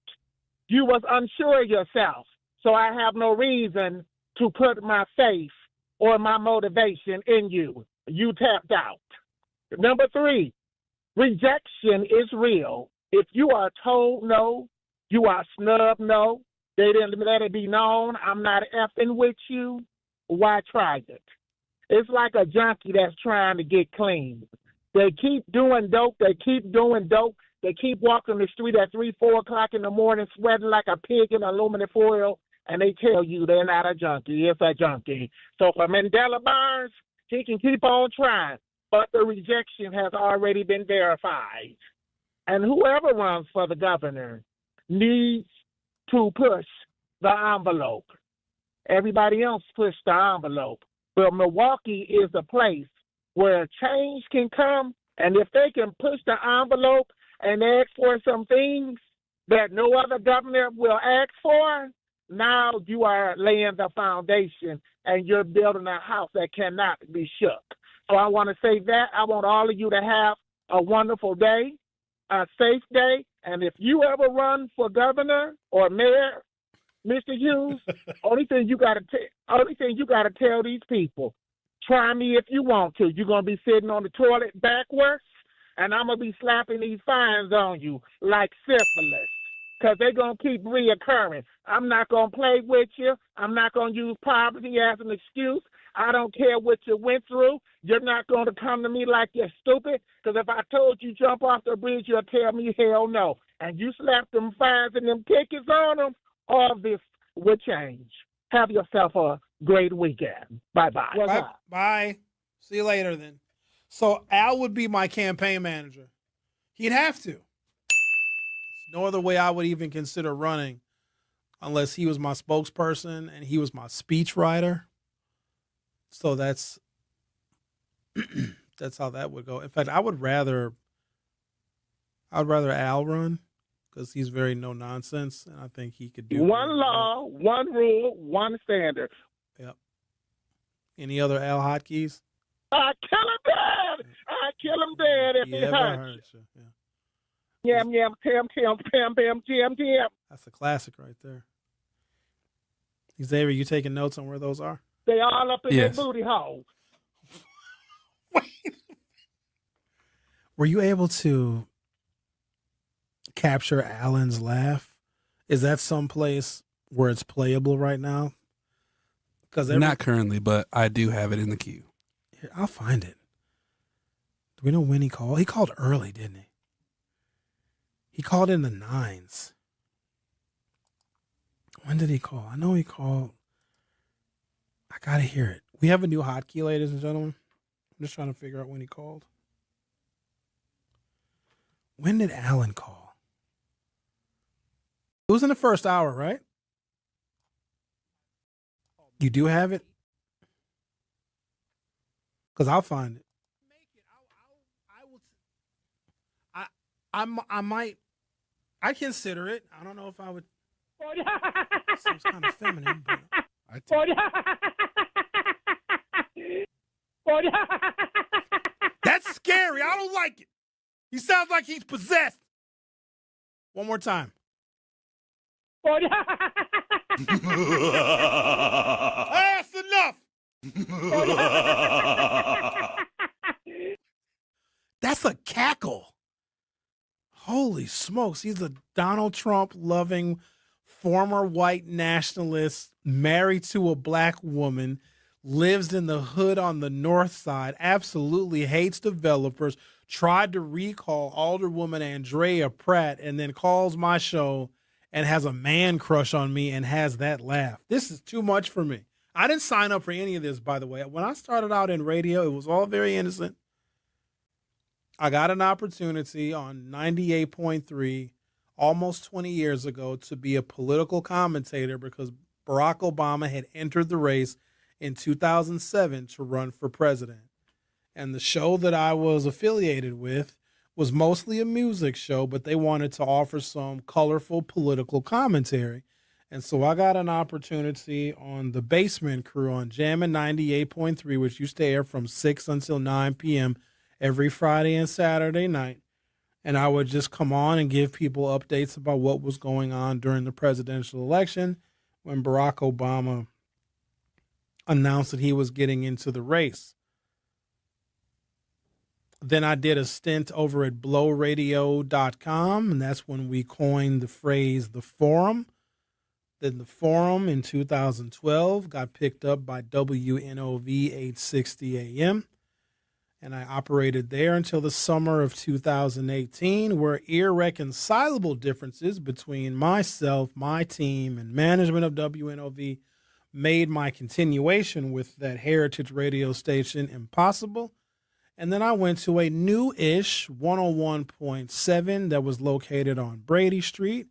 Couldn't stand working with those filthy white trash hippies over there, so I left in 2019 and was just content to be a political consultant. Well, read an article in the newspaper in the fall of 2020 where a brand new black radio station was going to start because the frequency of 101.7 had been purchased by Good Karma Brands. And after a couple of conversations between myself and Dr. Ken Harris and Jason Fields and Kyle Wallace and Cherie Harris, I was the last host hired to start at the new radio station, which would be entitled 101.7 The Truth. And almost 6 years later, 101.7 The Truth has now been purchased by Milwaukee Black Media, where we are now affiliated with the Milwaukee Courier newspaper. And guess what? WNOV 860 AM. And here I am. And then Al calls, talking about using mouths as toilet seats. Make sure you subscribe to Hughes Views 414. I will be going live tonight at 7 p.m. to probably vent a whole bunch of frustrations. Thank you guys for listening. Lunch break is up next. They all up in their booty hole. Milwaukee business owners. This is how to get in shape fast. If you want to drop this, start eating more of these. You might think this would take years to learn, but I'm going to teach it to you in 60 seconds. Watch this. Visceral fat can cause inflammation. It can accumulate in the heart, in the muscles, in the liver. Visceral fat is like a direct line to metabolic and cardiovascular disease. This type of abdominal fat is associated with a higher risk of death. So how do we get rid of dangerous visceral fat? Well, it's a lot easier than you might think. Am I the only one that didn't know this about visceral fat? Some of it is what you can pinch around the midline. Some of it is a large fat apron. This is all visceral fat and it is highly inflammatory. Literally, this inflammation caused by this inflammatory organ is killing us. Did you know that you wear your health on your face and your body? And it's true, there are powerful biomarkers that you can visibly see, but you might not know what they mean and what they're telling you about your health. I want to talk to you about something that's been making waves on social media lately. You've probably seen this guy all over your feed claiming that cutting carbs isn't necessary for weight loss. No need for long hours on the treadmill either. Now, I know it sounds too good to be true, but let me tell you, there's more to this than meets the eye. I decided to delve into this topic and do some research. Turns out this guy is a celebrity trainer who's gained a massive following for challenging mainstream advice. He claims that what we've been told about weight loss is wrong, completely wrong. And you know what? Makes a lot of sense when you listen to what he has to say. It's time for Lefties Losing It, and let's go to the blue state of Maine, where the Democrats finally got rid of the Nazi tattoo enthusiast Graham Plattner after